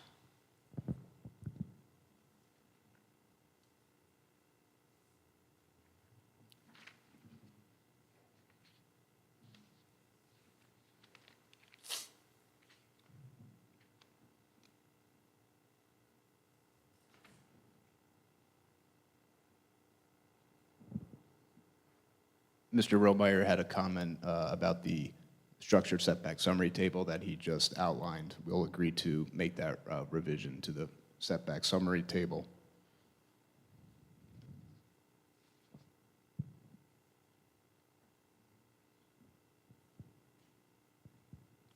We can comply with the April 22nd, 2025 Morgan Municipal Review Letter as well. Thank you very much. Thank you for taking that time. I think that will be extremely helpful moving us forward. So, Mr. Martins, thank you for your patience, and if you had well, it's actually up to the chair, so I don't want to jump Go right ahead. ahead, Mr. Martins. All right, just gonna be quick. So I love the chart. I'm an accountant, I love numbers, and I love charts, and I love colors. So let me just be clear, we get on the same page, and then I'll ask the question. So red represents non-conforming today, right? Existing. And would you agree with me that yellow represents non-conforming in the future? I would agree. Okay, I know you guys say proposed variance, but same, okay. So if I was to count all the red and compare it to all the yellow, what would be my totals? And if you don't know, that's okay, I got it, it's out of the blue. But really, just a bird's eye view, how much am I not conforming today? How much am I not gonna be conforming in the future? I have a gang of people behind me. I'm sure somebody can help us out on that. Basically count all the red and then count all, Yes, all the yellow. we will have an We can get answer. back, yeah. We'll have an answer for you. Yeah, yeah, no problem, no problem. Okay, and, and just back to that, the yellow, so I heard that some of that yellow is because it's conditional use, some of it is not conditional, you shouldn't do it anyway. Is that right? Did I understand how that works? Okay, so if we could say, okay, instead of yellow, why don't make red the ones that there's no way, there's no conditional use, and yellow not so bad because it's a conditional use. That'd be possible, right? Anything is possible. We're open to color suggestions. No, yeah, it's just, again, someone like myself, bird's eye view, just to take a quick look at it, to me, it would help to make that segregation or separation, or how you want to, be able to identify within the proposed ones, which ones are conditional and which ones are, Well, I mean, I think they're all variations, variants from the standards. right. The No. question is whether the standard is one set by a conditional use ordinance because it's conditional use in the zone, and ones where they have fallen back on the bulk standards for the zone because it's not a permitted use. Are you looking for them to distinguish between those two standards? Yeah, really, that, because, I mean, I understand they're both variances, but I think, not to put it nicely, but one is worse than the other, right? But, yeah, I'll leave that to you. It'd be good if I could identify how many are real or conditional versus non-conditional variances.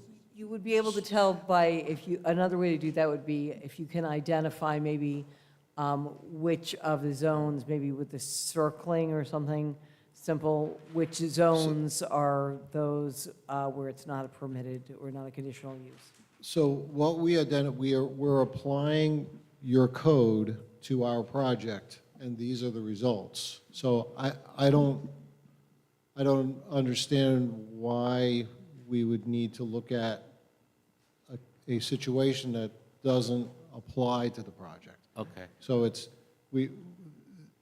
the worst-case scenario is in these conditional uses. It requires a greater setback.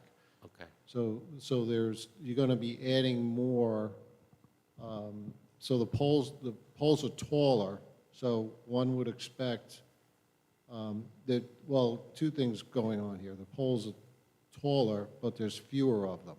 So one's going to offset the other. We're showing the columns in red as the existing condition, and it's typical on an application to identify what the existing conditions are and compare it to the proposed. It's a nice way to measure things from any perspective.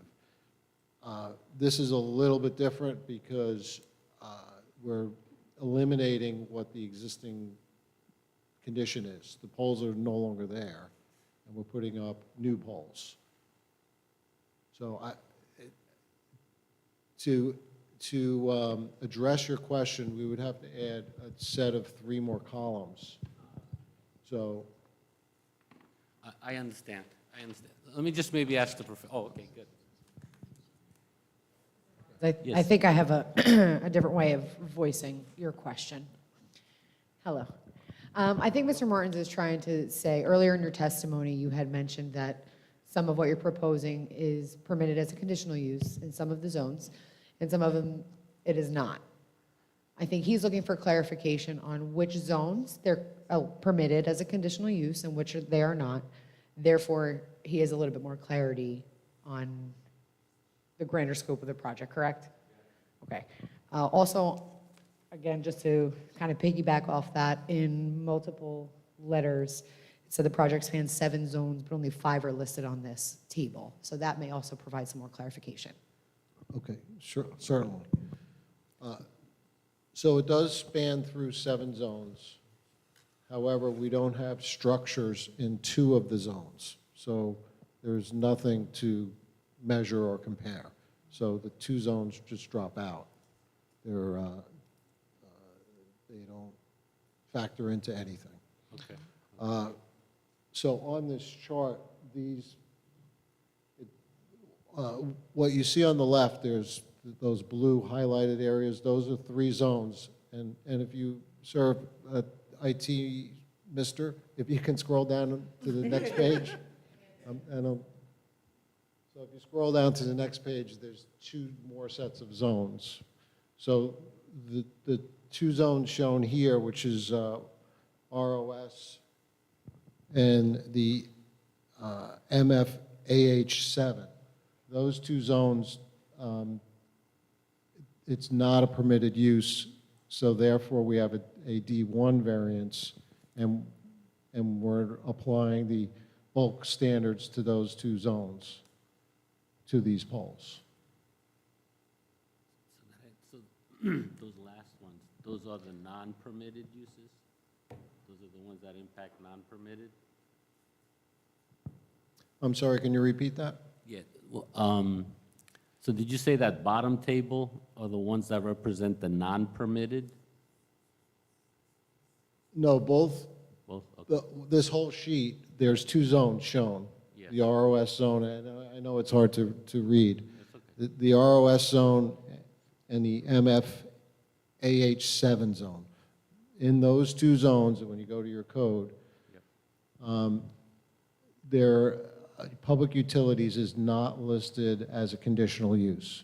So if it's not listed as a permitted use and it's not listed as a conditional use, then it's not permitted. Right. So there'll be another witness after me, planner, going over all of the variance relief from a different direction than my overview engineering. I think side. you just answered my original thing. Okay. So for the non-permitted use, we're going to have more testimony, because obviously that criteria to allow a non-permitted use is different than to allow a conditional, right? So Correct. I think that's where I was going with the colors. I appreciate that. So, and, Thank you. you know, from a planning perspective, the conditional use adds a little more difficult bulk standard to meet. But the other areas, it's even more difficult because it triggers a D1 variance. Right. And D1 variance is harder to get than the conditional use variance. Got it. And you Okay. you already separated it. So that's where I was going with the color. That's perfect. Thank you very much. Just one curiosity from the last time. So the wood structures, there's 2 of them, right? And the way it was described to me is that one is in use, the other one is not actually being used today. That's correct. Does that sound, okay. The- So well, the it's- one that's not being used, The- why is the- it there?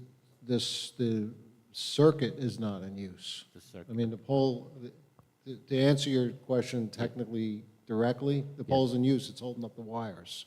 The wires don't have a current in them. It's the wires that aren't being Yes. used, right? Okay, thank you. Yes. Yeah, thank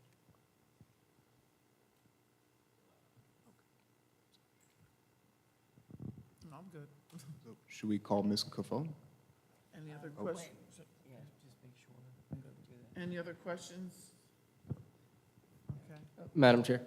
Yes. Just 3 quick follow-up questions from their engineer. Just wanted to pull these out of the letter. Specifically, if you could confirm that NJDEP stormwater major development rules are not triggered with this type of application. it's exempt. Is that your understanding? Yes, we've submitted a flood hazard permit and received approval. So whatever the DEP is regulating the stormwater management, and they would be the ones that would tell us, and they have told us that it's exempt because it's a linear project. Thank you. You've also submitted an environmental impact statement since the last meeting. My office has reviewed it and found it in general to comply with all the required sections. Can you just briefly summarize? You've touched on the soils, water, vegetation, wildlife, and in your opinion, you've met the ordinance requirement and have no concerns? That is correct, and we also, in the regulated areas, we've addressed DEP concerns or in the process thereof. Okay, and then my letter notes where some proposed poles are located nearby existing roadways. Can you just confirm how will that impact the roads during construction? So the poles, it depends how far offset the road is. One of the things when we move to construction, our best friends in town are going to be the police department. So the contractor is going to work with the police department on access, on any poles that might be what the police department deems close enough to the roadway that they need to have presence there. And then lastly is when they're pulling wires. So when wires are being pulled, there's a structure that's, a temporary structure that's set up on either side of the road, and it looks similar to the H structure that I was referring to earlier.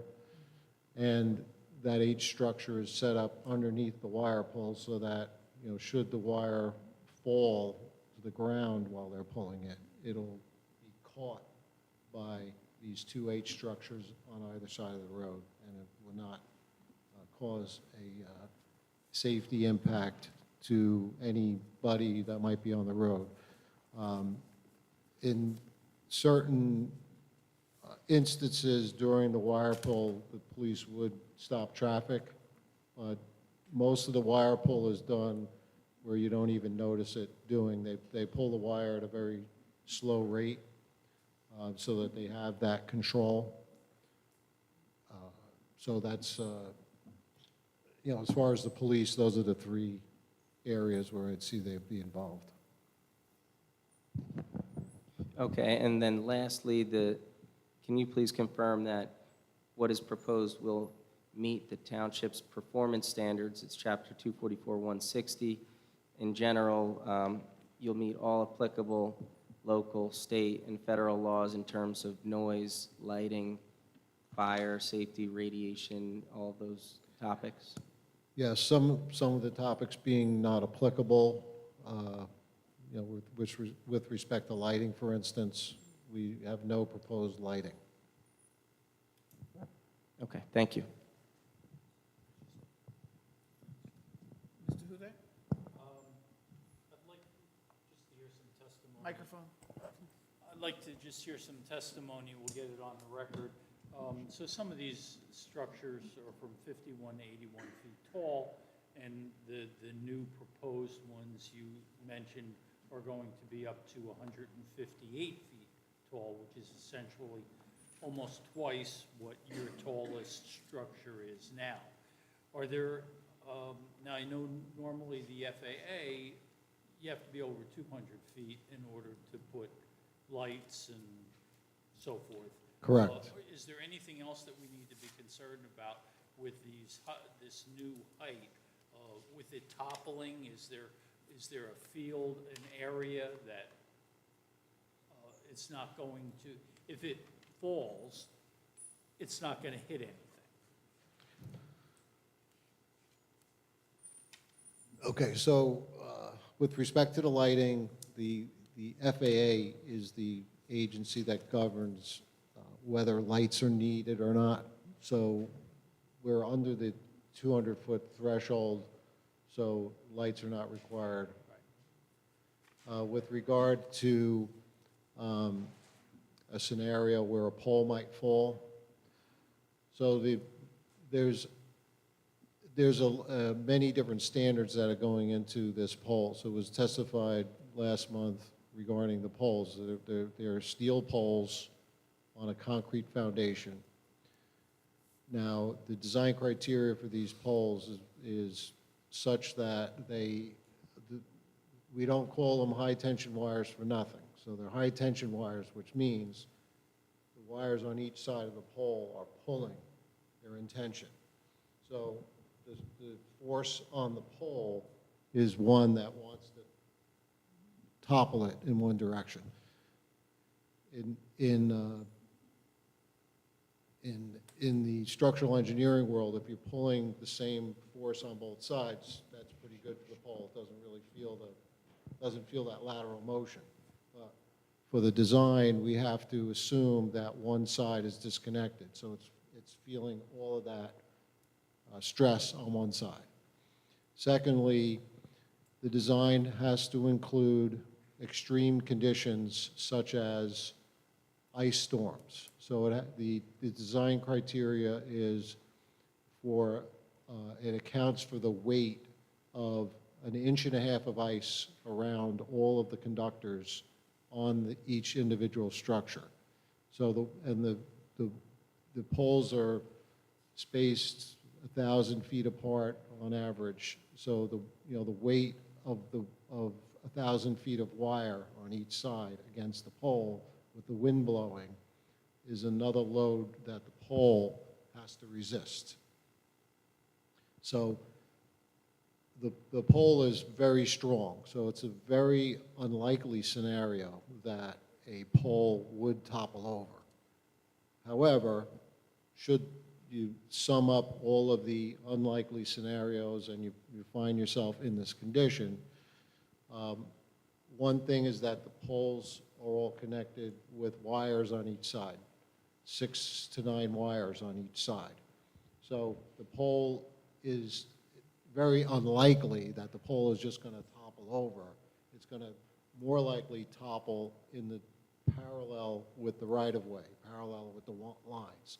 Because at some point, with that horizontal load, it's going to pull, one of them is going to give out, and it's going to pull the line in parallel with the right-of-way as opposed to perpendicular to the right-of-way, which would then fall outside the right-of-way.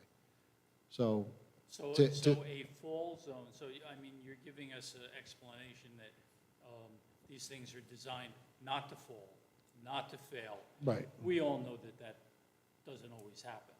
So my concern was the fall zone and whether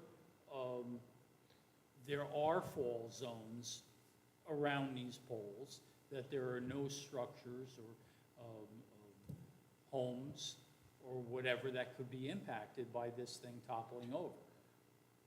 So that was what I was trying to demonstrate, that. Well, you were demonstrating how strong they were. I was demonstrating how strong they were, but the end point is how unlikely the scenario is that they ever would fall over. That's the point I'm trying to make.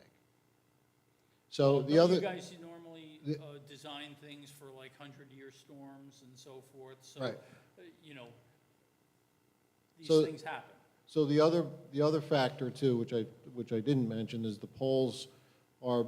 It's not a one length, 185 feet tall pole. It comes in sections, 4 sections per pole. So again, to further make it unlikely, it's further unlikely that the whole pole is going to fall, because again, the pole is built in sections, or contains different sections that it's made up of, and the wires are connected to different sections of the pole. So the scenario that all the wires fall off the pole and the pole still falls over, and it falls over in the direction of a house that might be nearby, is an extremely unlikely event. And outages during construction, will there be any? So there'll be no outages that Jackson Township is going to experience. Of course, anyone who's done work on their house, when you are working on a circuit in your house, you have to turn that circuit off, right? So there are three circuits, two circuits in service right now. So those circuits are at least one is going to be operational at all times, except during the case of if there's some, storm event that might take it out. But these are transmission lines, so they're servicing transmission substations. So this is a 12-mile line going from two different substations. There's another substation in the middle. So these are backfed, and Jackson Township doesn't get their power directly from these transmission lines. They get it from the distribution substations throughout the town. So, to answer your question, there'll be no outages experienced by residents of Jackson Township during the construction. Okay, thank you. Mr. Hyman? Thank you. Could you give us a life expectancy for these poles, meaning and if you could just, walk us through the life expectancy of, sorry, thank you. Can you give us a life expectancy time of these new steel poles, what the old poles expectancy was, what the lattice towers are? What are we looking at as far as a time frame, and when we would expect that to? Mr. Hozempa had answered that question at the February hearing. Sorry, I don't remember. No, that's okay. His testimony was that the existing structures are about 60 to 70 years, and that the new structures are about 60 to 70 years. So it's the same. It's about the same. Yes. And how old are the existing structures? I believe it was the 1950s and 1960s, about the 1960s. Thank you.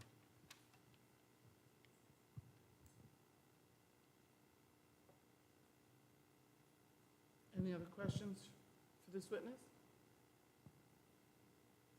Your next witness, Mr. Nadel? Do we have to open it to the public, or do we do that at the Yes. end? I'm going to open this to the public. Anyone having questions for this witness, please feel free to come forward at this time. Seeing no one come forward, I'm going to close public session. Thank you. We will call Christine Cafone.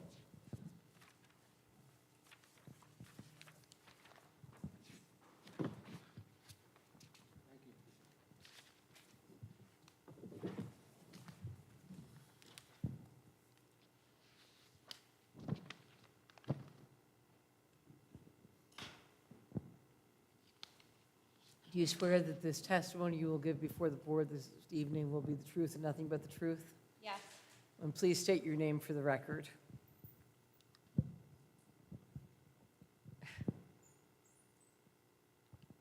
How, better? Yes, okay. Good evening. For the record, my name is Christine Nazzaro, Nazzaro, Cafone, Cofone. I'm a licensed professional planner in the state of New Jersey. I've been testifying as such for 29 years in New Jersey, and I have been qualified here in the Township of Jackson, as well as hundreds of other planning and zoning boards throughout the state of New Jersey. I teach planning and zoning courses for the Rutgers Center for Government Services. My licenses are current and valid, and I am currently the principal and owner of the Capone Consulting Group. Ms. Cafone, this board accepts your credentials. Thank you. Thank you, Chairwoman. Oh, so again, you've heard a lot of testimony on this application, so I just wanted to sort of start from the beginning a little bit as to why we're here and the 7 zones. We are spanning 7 zones, 2 of which have no structures in them. The R15 and the R20 zone, while our easements go through those properties, we don't have any proposed structures in them. So the reason you're only hearing a table presented on 5 zones is because we're only impacting 5 of the zones with the proposed structures. 3 of the zones, which Mr. IT, can we maybe go back to the first sheet of the chart, please? that shows the three charts. Thank you, the first three columns. So on this sheet, you see the NC, the R1, and the R3 zone. Those are the three zones where public utilities are conditionally permitted. So in those three zones, to give you some perspective, there are existing 33 structures, and proposed on our chart are 25. So 25 of the 44 structures proposed are impacted by the conditional use standards. And when you look at the, as our accounting member asked us to do, when you looked at the qualifying and counted up all of the relief that's existing versus proposed, the red in that chart, there would be 48 existing nonconformities. The proposed, there's 50 nonconformities. Now, the reason we didn't present it exactly in those numbers is because it's a little cheeky, because if we did, it's not really an apples to oranges comparison, because there's 33 existing poles and 25 proposed poles. As you heard the testimony earlier, we are removing 83 structures in conjunction with this. We told you that we were removing 59 of the wood poles and 24 of the lattice towers. So therefore, it's not an apples to oranges comparison on existing and proposed, and so I didn't want to present it that we're only asking for 2 more nonconformities. But those are the 25 proposed that are impacted by the conditional use standards. And the conditional use standard that we don't meet, of course, is for the 125% of the required setbacks. I can tell you that all of the poles that are coming down are all non-conforming with respect to height. There's not a single structure today that complies with the height. In all of the zones, except the MFAH7 zone, the height is 35. The MFAH7 zone allows a height of 42. And you heard at a minimum, the structures today are 51. So we are non-conforming on each structure that's coming down. So those are the D3, and when I get to the testimony, the justifications, the D3 standard is for the unmet conditional use. So those 25 poles that you see on the table before you will be subject to the D3 conditional use standards. And the burden of proof is a little bit different than a D1. When you hear me talk about the D3, you'll hear me talk about the Coventry Square standards and how the proof there is unlike site suitability or the Medici versus the Sika balancing test. The reconciliation there is absent compliance with those conditional use standards, is that still an appropriate location for those structures? Mr. IT, may we flip to the second part of the table to go to the structures. Now, these two sections of the table are the ROS, which is the Recreation and Open Space Zone, and the MFAH7 zone. These are the proposed poles that are impacted by the D1 standards. And the reason that these proposed 19 poles are impacted by the D1 standard is because public utilities are not listed as either a conditional or a permitted use in this zone. So when you see in the light blue section, there are 24 existing poles, and there are 19 proposed poles. So in each case, we are, again, eliminating poles. So 24 existing non-conforming poles in these D1 districts, the districts impacted by the D1 relief, and 19 proposed.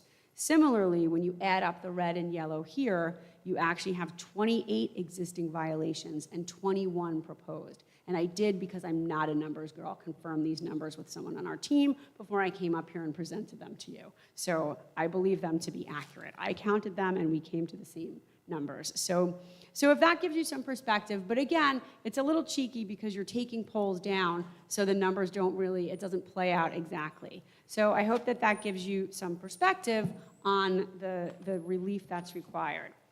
All of the polls, whether they are impacted by the D3 conditional use standards or the D1 use variance standards, will require a D6 variance for height. And that is because the height, as I said, in those zones is 35 feet across the board, except when you get to the MFAH7, where it's 42. So we violate that by more than 10%. So that's why we need the D variances. So when you're dealing with, and again, I testified to the D3 standard of proof is absent compliance, those conditional use standards, is it still an appropriate location? The D1, we have a bit of a different burden of proof. And because we are dealing with an inherently beneficial use here, in my opinion, we are guided by the Sika balancing test.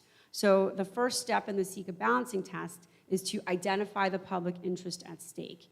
Here, you've heard testimony from our prior witnesses that increased reliability, resiliency, the upgrading of a tired infrastructure. We learned tonight that that system is well past its useful life. I think the testimony we heard in February that it was held together by spit and bubble gum, and the increased capacity. So those are all things that are significantly in the public interest, which certainly satisfies the first prong of the SECA balancing test. The second prong of the balancing test is to identify any the impacts and the balancing and the implication of any reasonable conditions that can be opposed on the application to mitigate and balance and offset.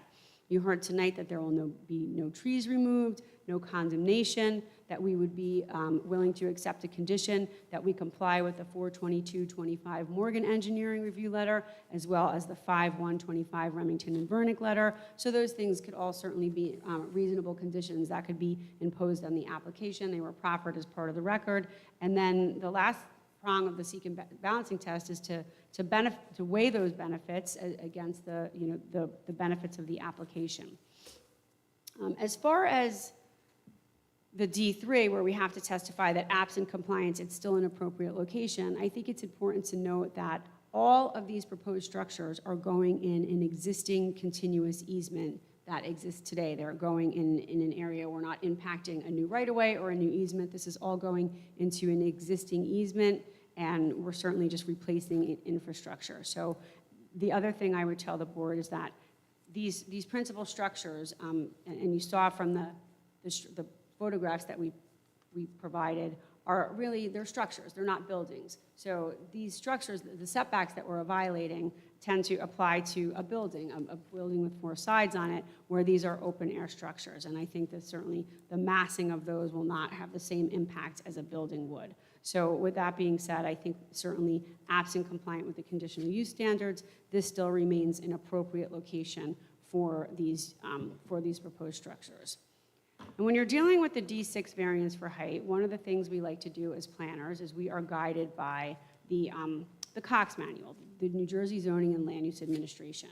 So when you look at the 2025 edition of that manual, there's a passage at section 35-4 dealing with height variances. So, and one of the things that we're guided by in that, when you're weighing the evaluating of a D6 variance, it talks about demonstrating that the increased height of the building does not offend the purpose of the height restriction, which the court characterized as being focused primarily on light and air concerns, as well as being another method of controlling density. So here, in this particular instance, I don't think that the excess height is going to create any negative impacts due to the fact that they're going to replace structures that, while not as tall, are similarly non-conforming with respect to height, and we're not going to be introducing structures into an area that's not already impacted by a similar type of structure. Let me see. The last thing I want to point out as far as the impact on your zone plan and your master plan, when you last looked at your master plan here in 2023 in Jackson Township, there were a number of goals that I think are advanced by this application. Specifically, a goal in that master plan was to provide the utility services needed to serve the existing and future population of Jackson Township in a safe and effective manner. That goal was located on page 4 of that master plan. On page 5, there was a master plan goal that read, to provide and maintain community facilities and services to satisfy the needs of existing and future residents of the community. And we certainly can't do that without having appropriate power provided to our facilities in town. So I think across the board, when I look at this application for the D1 variance for the 19 poles, for the D3 variance for the 25 poles, and the D6 variance for all of the poles, I think that the applicant certainly satisfies its burden of proof with respect to the SECA balancing test, with respect to the test for the unmet conditional use standards, as well as the test for the height variance. I think we meet the statutory burden of proof for all of those variances. This is certainly a use that promotes the general welfare, which is one of the stated purposes of the municipal land use law. It's purpose A. And I think that any mitigating conditions can be balanced by the reasonable conditions and the compliance with the township's review letters on this application, and that the fact that it's going into a continuous existing easement allows us to substantiate any burden of proof with respect to the negative criteria and the impact on the zone plan or the public good. So with that being said, and certainly those two goals that we implement the master plan.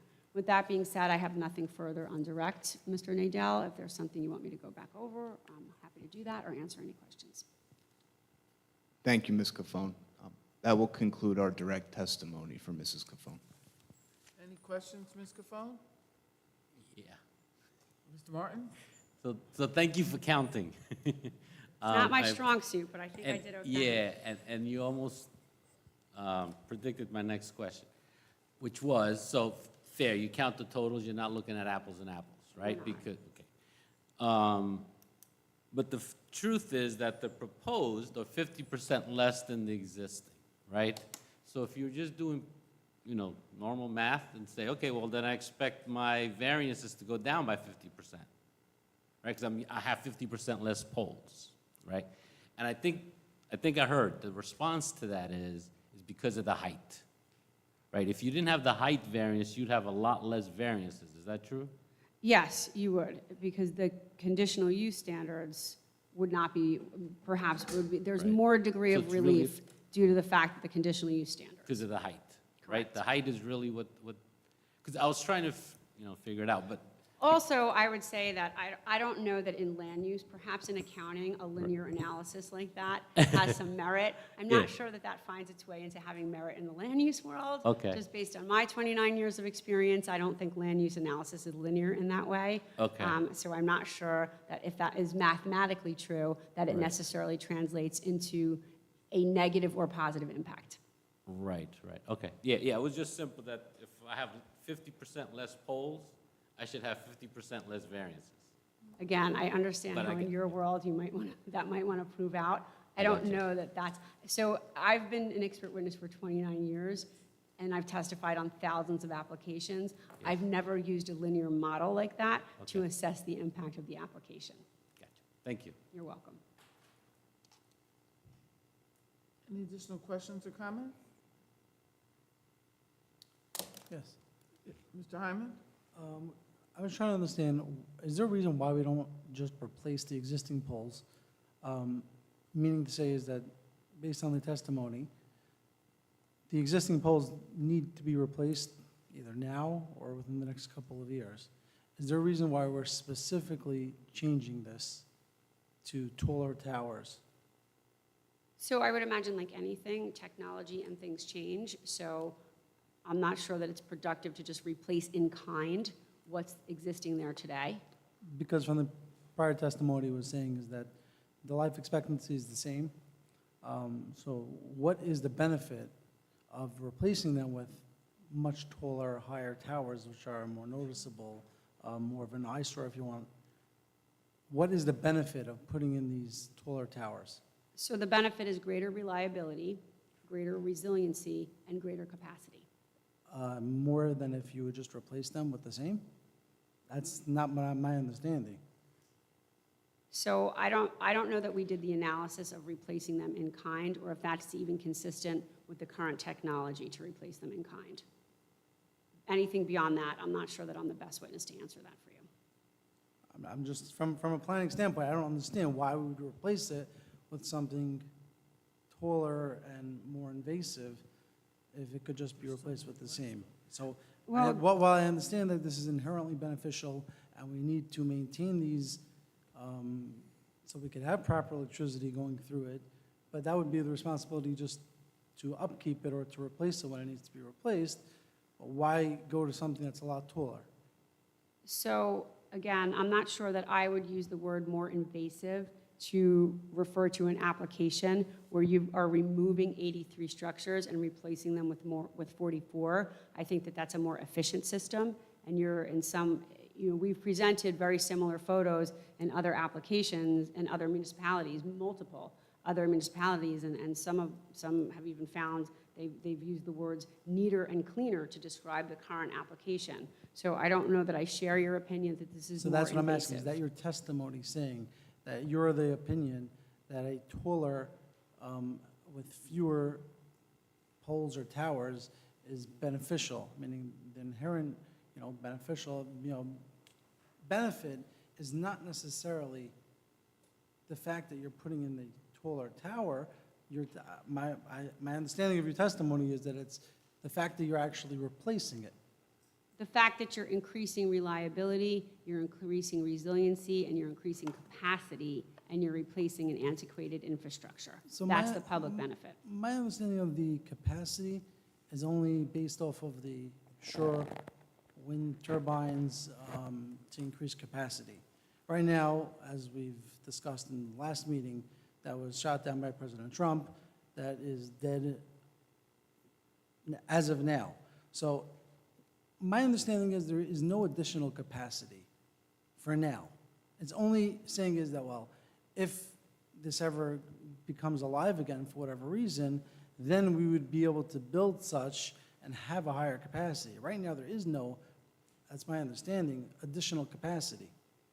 So I'm not sure that your understanding is correct, because as Mr. Nadel indicated this evening in his opening remarks, regardless of the offshore wind going forward, this project will move forward, is planned to move forward. The capacity will be used, whether it's offshore wind or if it's a different project. The transmission system is going to use this increased capacity, not just for Jackson Township, but for the entire state of New Jersey. My understanding was that there was different size wires that you were going to be running. I think there was like 35 kV and 230 kV. Yeah, there's 1.3 inch in diameter, and the other one was 3 inches in diameter. That's what I've written down from my notes. But my understanding was that the offshore wind, the higher capacity one, was designated or was supposed to be used for that. So the other ones that are being replaced in general are just apples for apples. This one, it sounds like the one that's designated for the offshore wind is not going to be used. So that is the one that gives the additional capacity. Am I mistaken? That is not my understanding of the system. My understanding of the system is that regardless if the offshore wind goes forward, this system, as it's being replaced, will have benefits to capacity as well as resiliency and reliability. And that's in line with Mr. Hozempa's testimony at the last hearing as well. I'm understanding that you want to, you're saying that you're going to build that regardless, but my question was if it's actually being implemented and it's going to be used to upgrade the capacity. My understanding from the last meeting was that there was going to be no additional capacity transmission to Jackson. We're going to have the same service. It's not going to be upgraded. It was just a potential for future. That's not correct. This is a transmission project. It's not distribution. But the transmission comes in to Jackson Township, as well as other municipalities throughout the state of New Jersey. These are transmission upgrades, which will serve Jackson and other municipalities. It's a regional project. And when is that going to happen? So right now, there are 14 municipalities throughout 4 counties that are part of this project. Construction is slated to starting this summer in some municipalities. This project is moving forward regardless of offshore wind. You could take offshore wind out of the equation. This project is moving forward. And these improvements will be used regardless of what happens with offshore wind. So, Mr. Nadel, the testimony from Mr. Hozempa in February was that this is a New Jersey CEC project. It had to do with both the 2018 Clean Energy Plan as well as the 2021 Offshore Transmission Plan. So this would still be in accordance with NJCEC project for the 2018 Clean Energy Plan. Correct. Thank you.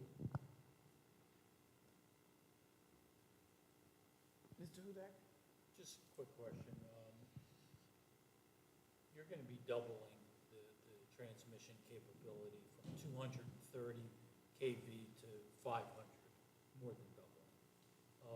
Are we going to hear any testimony about the effects of doubling the EMF that's being emitted by this additional capacity? That, I believe, is a federal regulation. There are regulations in place that they will have to comply with, we will have to comply with, but we were not planning to offer any direct testimony on that. You will not. We will not. Why not? Because it's superseded, that's not something that's before the local board. There are federal regulations in place that will govern that, so it's not something that's before a local planning or zoning board. Okay.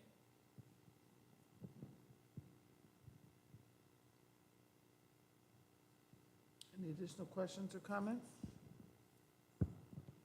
Just,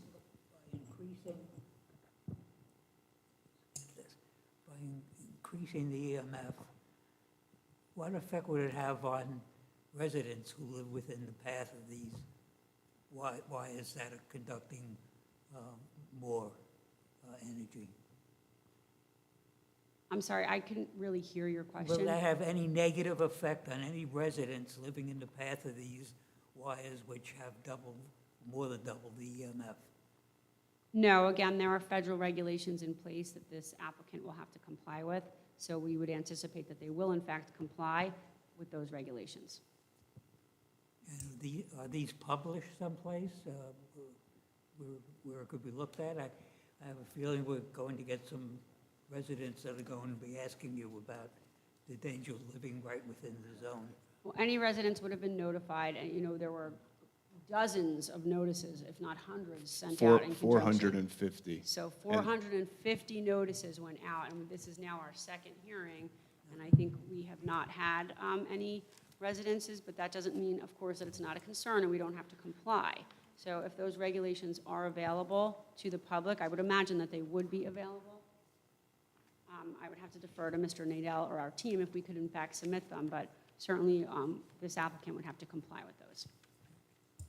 So if I could just piggyback on Mr. Hopkins, I think what Mr. Hopkins is, Mr. Hudak also is trying to address is, and you keep responding that this is regulated federally or by whoever it's regulated by.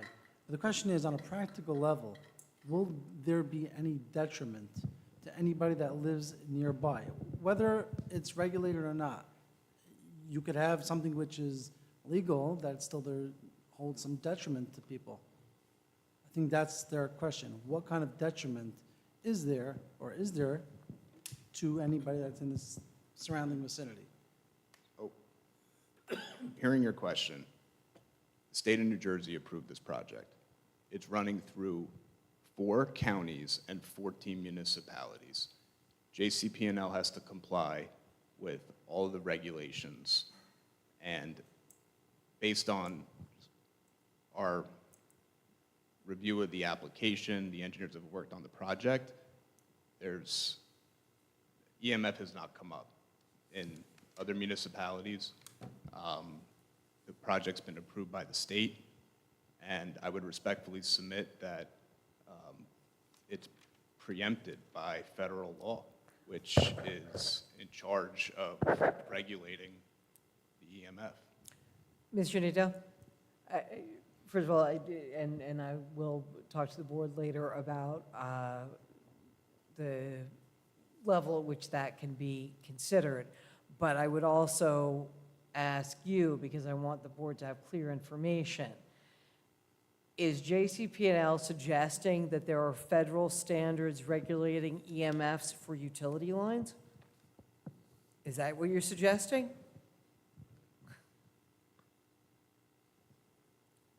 That is not my understanding.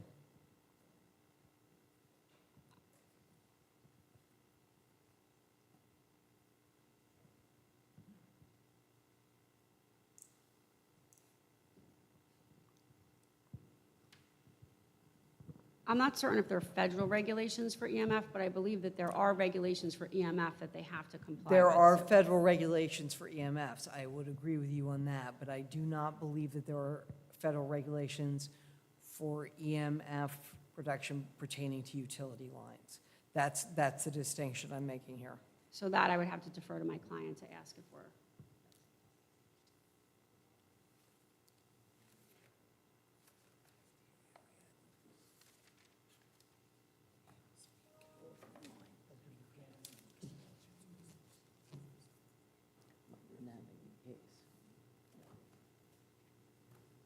It's a question of whether there's regulation.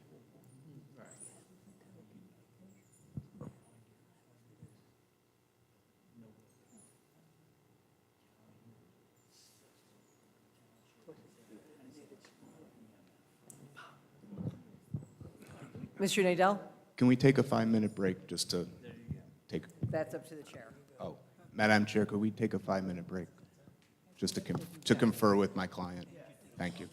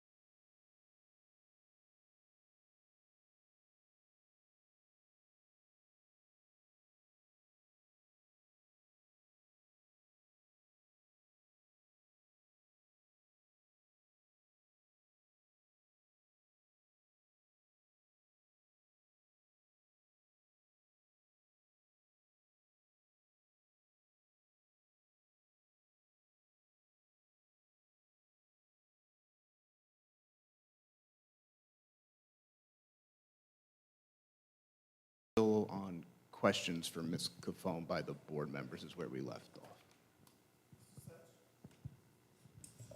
I just had a question. So I know in February, we were the first municipality for this to come. Since February, have you brought this before any other municipalities and got any other variances from anyone else? Or are we still the target model? No, that's a great question. We have secured approvals in East Windsor, Freehold Township.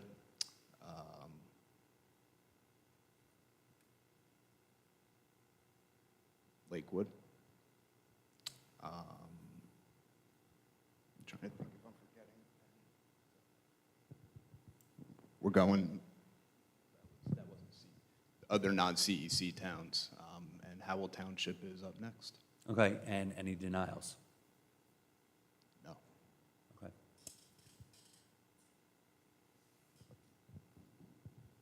Have we been most difficult? Strike that. Don't answer it, because it's a no-win for you. Because if we're not the most difficult, then we could still have the opportunity to become the most difficult. Thank you for that. I needed a good laugh. Thank you. I'm sorry.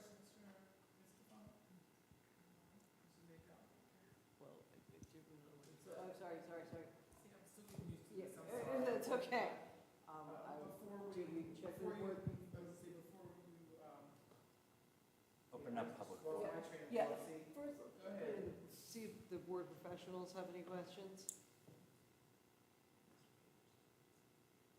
Thank you. I don't have any questions. I would just like to indicate that I didn't take an exception to Ms. Cofone's testimony, and I believe she covered the specific variance justification that we had requested in our report on pages 18 and 19. Thank you.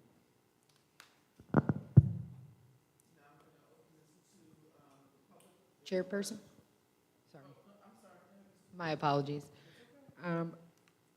Just from a zoning standpoint, the original scope of work proposed 43 new structures, but then I've also seen commentary that it's 44. Just to clarify, are we going for 44? Yes. Okay, thank you.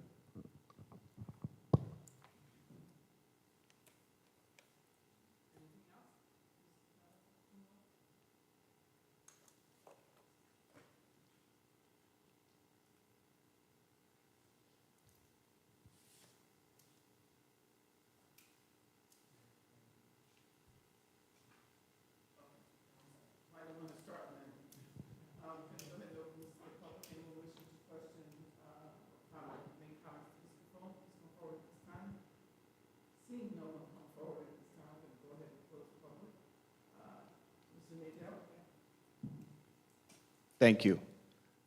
So while conferring with my client and our team, most of who have traveled from very far to get here, I was advised that we do have a representative who is familiar with EMF, who can answer some of the board's questions that came up earlier. So I'd like to go ahead and call Pamela Dopart.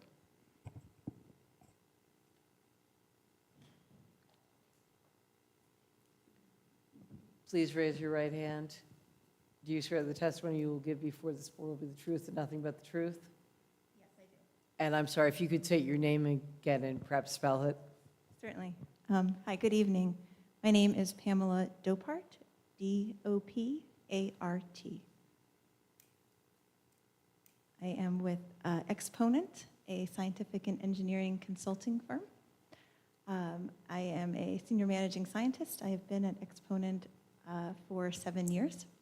My training and expertise is in public health. I have a PhD in environmental health sciences from Johns Hopkins Bloomberg School of Public Health. I also have an MPH, a Master's of Public Health degree from the University of Michigan School of Public Health, and a bachelor's degree in chemistry.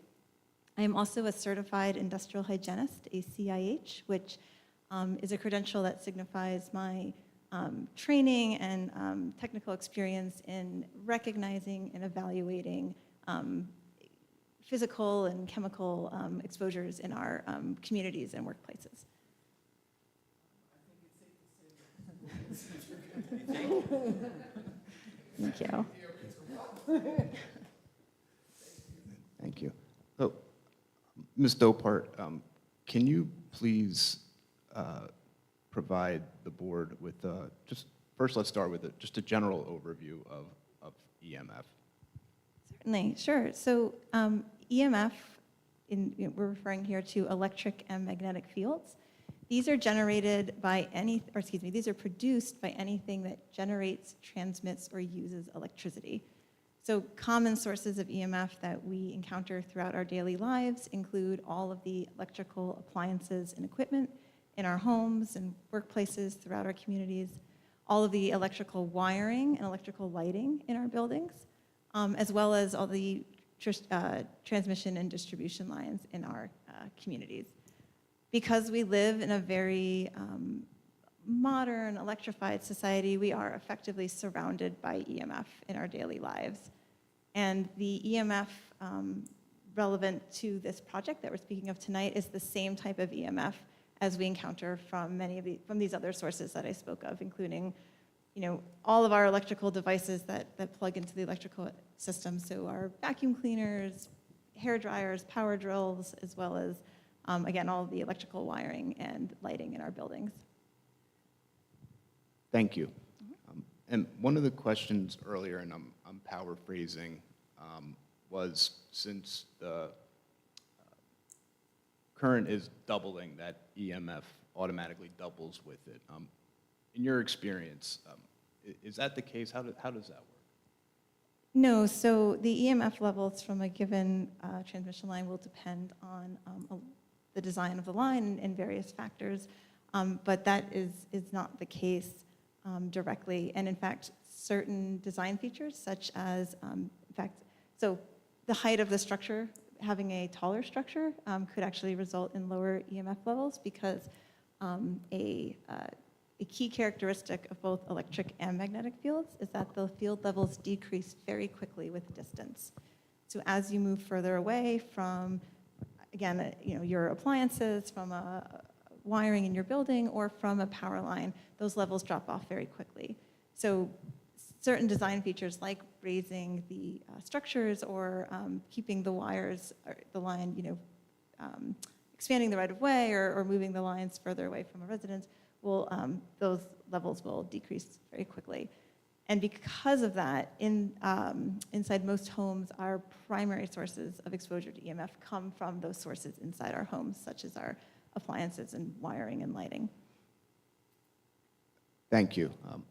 And Ms. Cipriani reminded me earlier that I should never try to explain what state and federal standards are for EMF exposure. So I'm going to ask if you can please just explain to us what those standards are. Certainly. So there are no federal standards for electric or magnetic fields that would be relevant to transmission lines. In the state of New Jersey, there are no magnetic field standards, but there is a interim electric field standard of 3 kilovolts per meter, which I understand the project will meet. Sure, it's 3.03 kilovolts per meter for electric fields.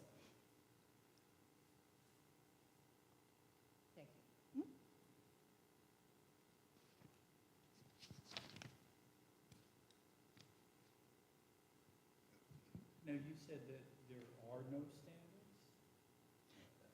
There are no federal standards. There are no federal standards. I think that's contrary to what your planner had stated. No, I thought the young lady, when she testified, she said that they were meeting all federal standards.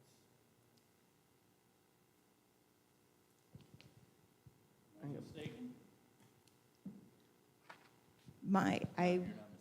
Yeah. I'm sorry, earlier, you testified that you were meeting all federal standards with regards to EMF. Yet there are none. So I'm not an EMF expert, so any federal standards that were regarding the transmission standards, we would comply with them. I would never offer testimony on EMF standards and whether we could or could not comply with them. If there were federal standards, I said we would comply with them, but I'm not an EMF expert. I'm a land use consultant for 29 years. So if I did say that, Chairman, that we would comply with them, it was my understanding that if there were any, we would comply. So let the record reflect, if I did in fact say that, I wasn't meaning to imply that there were standards. My intention was to indicate that if there were standards, we would of course comply with them. Well, you did, and that was, So I apologize, of course, if my testimony was misleading. I would never attempt to mislead the board. My testimony was meant to indicate that if there were any standards, this applicant would, of course, comply with them. And I apologize if my testimony was misleading. thank you. You're welcome. Ms. Dopart, just in your professional opinion, just based on your experience with EMF and scientific research, does the research show that EMF at the levels that we experience in our everyday lives are harmful to human health? So my assessment as a scientist, made to a reasonable degree of scientific certainty, is no. Because we are surrounded by EMF in our daily lives, this is a very well-researched topic area. Research on EMF and human health effects has been ongoing since the late 1970s. So we have nearly 50 years of research now on this topic. And over that period, there's been thousands of studies that have been conducted looking at a variety of health outcomes. This very large body of research has been reviewed by a number of reputable health and scientific agencies, both here in the US, like the US National Institute for Environmental Health Sciences, for example, as well as globally, including the World Health Organization, the International Agency for Research on Cancer, and so on.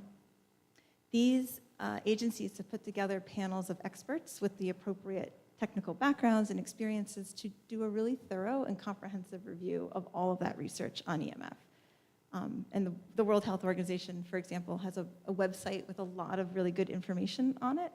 And on their website, they note that EMF is now more well-studied than many chemicals because there's just such a volume of research. These agencies have all been very consistent in their conclusions. None have concluded that exposure to EMF at the levels that we encounter throughout our daily lives, including from power lines and other sources in our communities, cause or contribute to adverse health effects. Thank you. That'll conclude my direct questioning for Ms. Dopart.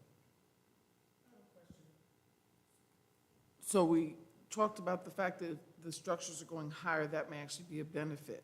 Being that we're reducing the number of structures, does that reduce the amount of EMFs as well? That's a good question. The structures themselves don't directly impact the EMF levels. It's just the line, the wires. All right, thank you. The wires themselves. Okay. And so the buzzing that you hear from these, especially on a rainy day, does that have anything, any detriment? Yeah, so there's no health detriment from the buzzing that sometimes accompanies wires like that. Do the wires have insulation around them to lower the EMF? There are some design mitigations, some design features that can be done in general to reduce electric and magnetic field levels on lines. There's even ways to sometimes to design the line in such a way that the magnetic fields will cancel out. The phasing of the lines can be done in a way to really reduce and cancel out some of the magnetic fields. The specifics of this design in this project, I would defer to others, but yes, that you can do things to reduce electric and magnetic field levels on these projects. Are there any regulations on the type of insulation used? I'm sorry? Are there any regulations when the wires are made as to the type of insulation used? Not from an EMF health perspective. The noise that is emitted from it, is that related to the EMF, or is that something entirely different? That buzzing sound? Yeah, it's not directly related to the EMF. It has to do with a corona effect around the air around the wires is interacting with the water droplets, and if it's like raining or if it's particularly humid and making that like buzzing or crackling sound. But there's no health concern there. Right, and is there a way to minimize that? Or is it maximized by a higher transmission level? The voltage Correct. of the line can impact the noise level, but my understanding, I mean, there's a noise ordinance that must be met to ensure that the noise levels are below that. Right, in general, is there a way to reduce that? Even if it's compliant? That's a little outside my technical expertise. Thank you. Any additional, excuse me, any additional questions? Just one quick one. Is it my understanding that even though the lines now can accept a max double the amount, do we expect that amount of, like, whether we get wind or not, to be coming through those lines anytime soon? I'm sorry. So the capacity of the lines, right, we're doubling it, right? The actual electricity coming through those lines, will it be up to the new max, or, because we don't have wind yet, right? So are we gonna need that?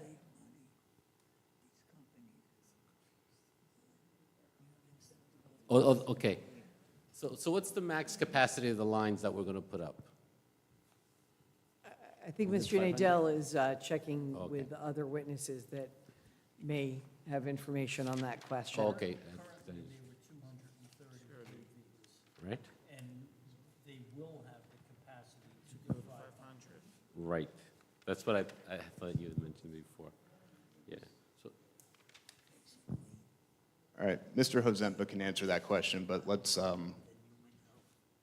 Yeah, if we could, Mr. Orton, why don't we finish is with running out, Ms. Dopart, and then Yep. Mr. Nadell is going to recall a witness to answer that question. yeah, yeah. Given that there's no additional questions from Ms. Dopart, I am going to open it to the public to see if anyone wants to question her regarding EMFs. Ernie or Mark? I Thank you. I didn't know. 15 people. Seeing no one come forward from the public, I'm going to go ahead and close public session. Mr. Nadell? So I think Ms. Dopart is excused. We'll recall Mr. Hozempa to answer Mr. Martin's question. Thank you all very much. Thank you, Ms. Dopart. Thank you. Just because that will lead to the second question. But we'll stay For there. Ms. Dopart? Maybe, let's see. Okay, and Mr. Hozempa is still under oath from the February hearing. You recall you're still under oath. Okay, I believe Mr. Martin's question was, I'll let you ask. So we're increasing the capacity from 230 to 500 of the lines, correct? That's, No, that is not correct. okay, go ahead. Okay, the capacity of the line has to do with the amount of current and the voltage of the line itself. So we are adding a 500 kV voltage to the corridor that does not exist today.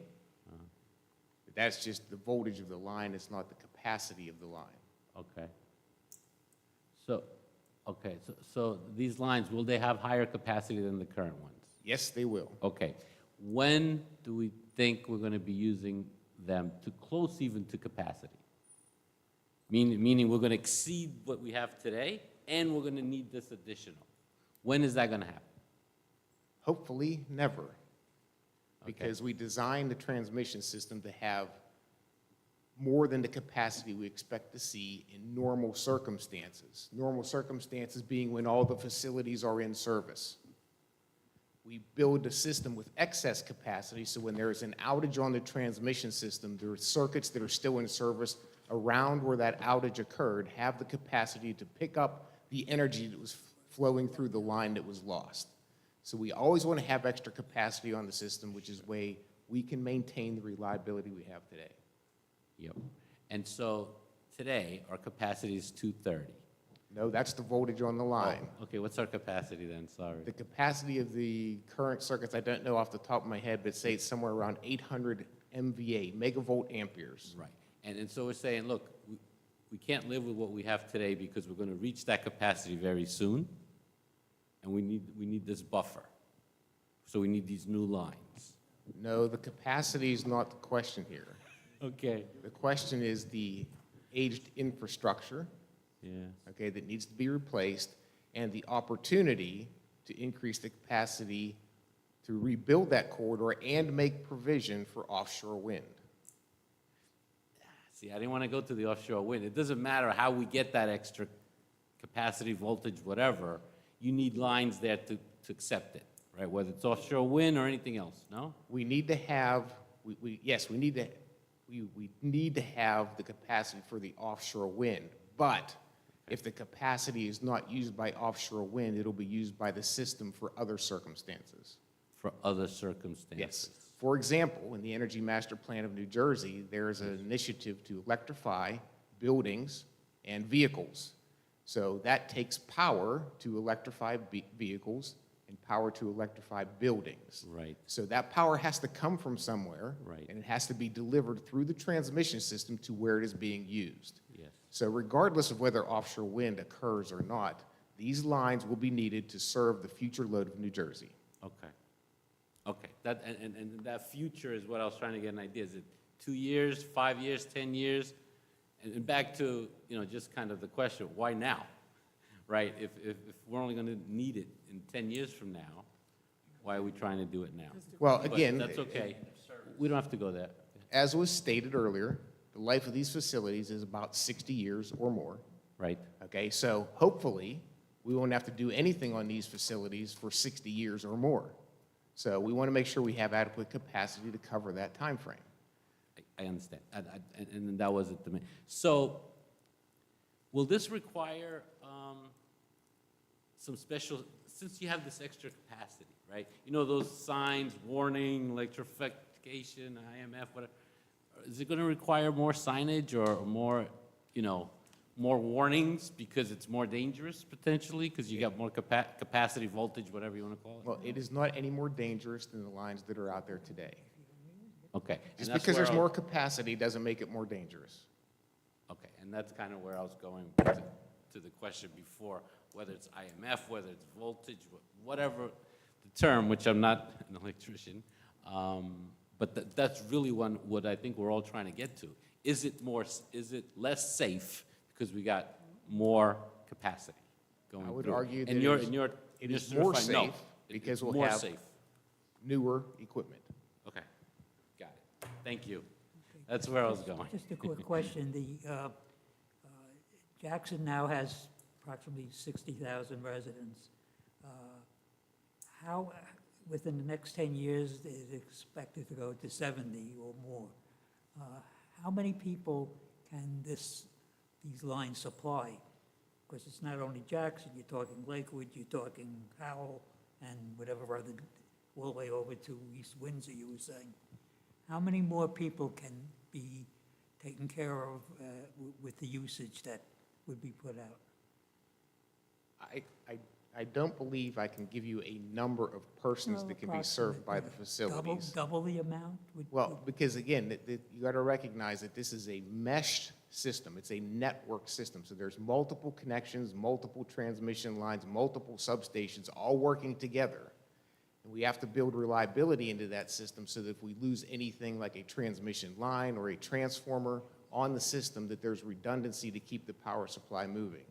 So it's not just serving customers directly, it's being able to serve the power needs of the system in general. So whether that power is flowing from the shore or flowing to the shore, we have to be able to serve that power reliable for the loss of any single transmission element, transparent to the rest of the system, We have to make sure that not only can we serve the load locally, but we have the transmission capacity to get generation where it is, wherever it's being generated, to where the load is. So again, you're talking, hundreds of megavolt amperes in each of these facilities that can then flow through those lines. It will serve many, many, many customers. So you're saying basically we're attached to a national grid where they can pull more energy from if needed? More than a national grid, it's an international grid. Everything from the Rocky Mountains to the Atlantic coast is one big machine. It's all connected.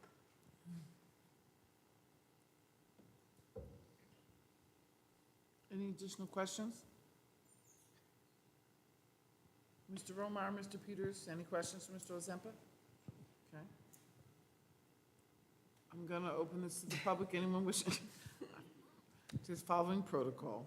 I'm going to open this to the public. Anyone wishing to make any questions or comments for Mr. Ozempa, please feel free to come forward. Seeing no one come forward, I'm going to go ahead and close public session. Mr. Nadell? That will conclude our direct testimony.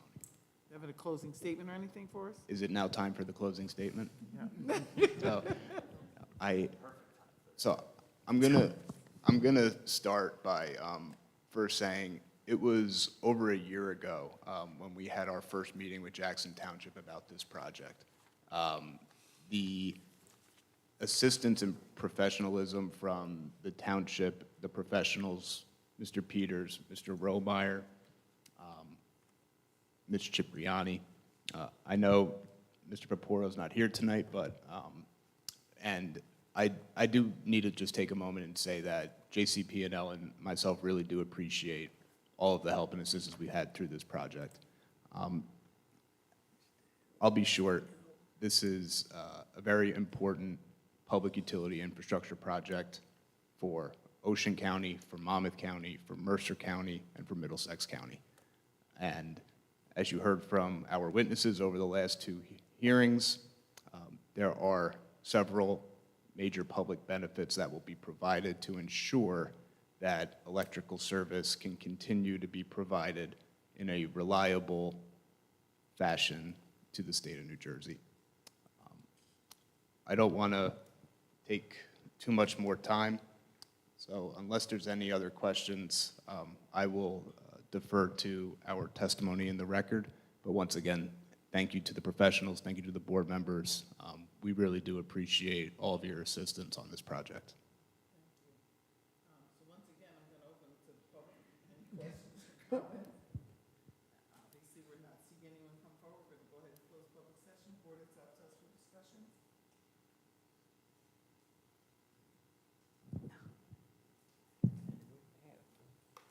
If it's of any use, just to review the applicant, JCPNL, has said, and if there, my suggestion would certainly be that if there is going to be any motion to approve, that it would reference the agreement to abide by the comments in the most recent reports from Mr. Romeyer and Mr. Peters, as well as the representations that were made here tonight regarding the willingness to make any additional changes that are needed through resolution compliance. If it should turn out that any of the variances noted on Exhibit 1, which has a name which was placed for the record beautifully, which I can't find right now, but that this report that shows the variances, which should also, and I think Mr. Peters had alluded to this, be appended to any resolution and incorporated therein, showing the specific variance relief that was granted, should that be the will of the board.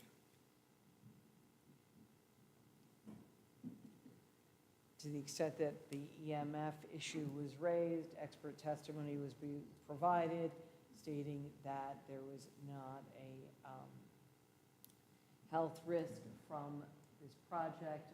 The board certainly does not have any contrary expert testimony that has been presented.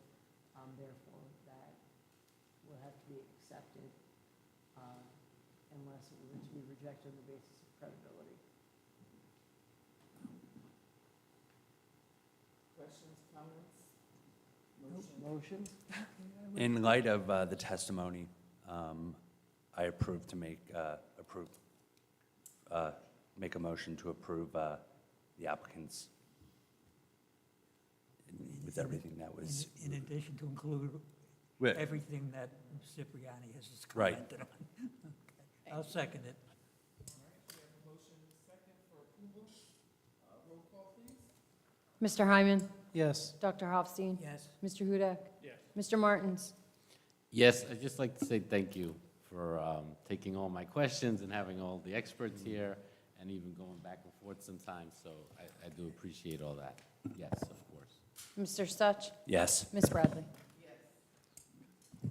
Thank you, everyone. Motion? I'll wait for you to make it. All in favor?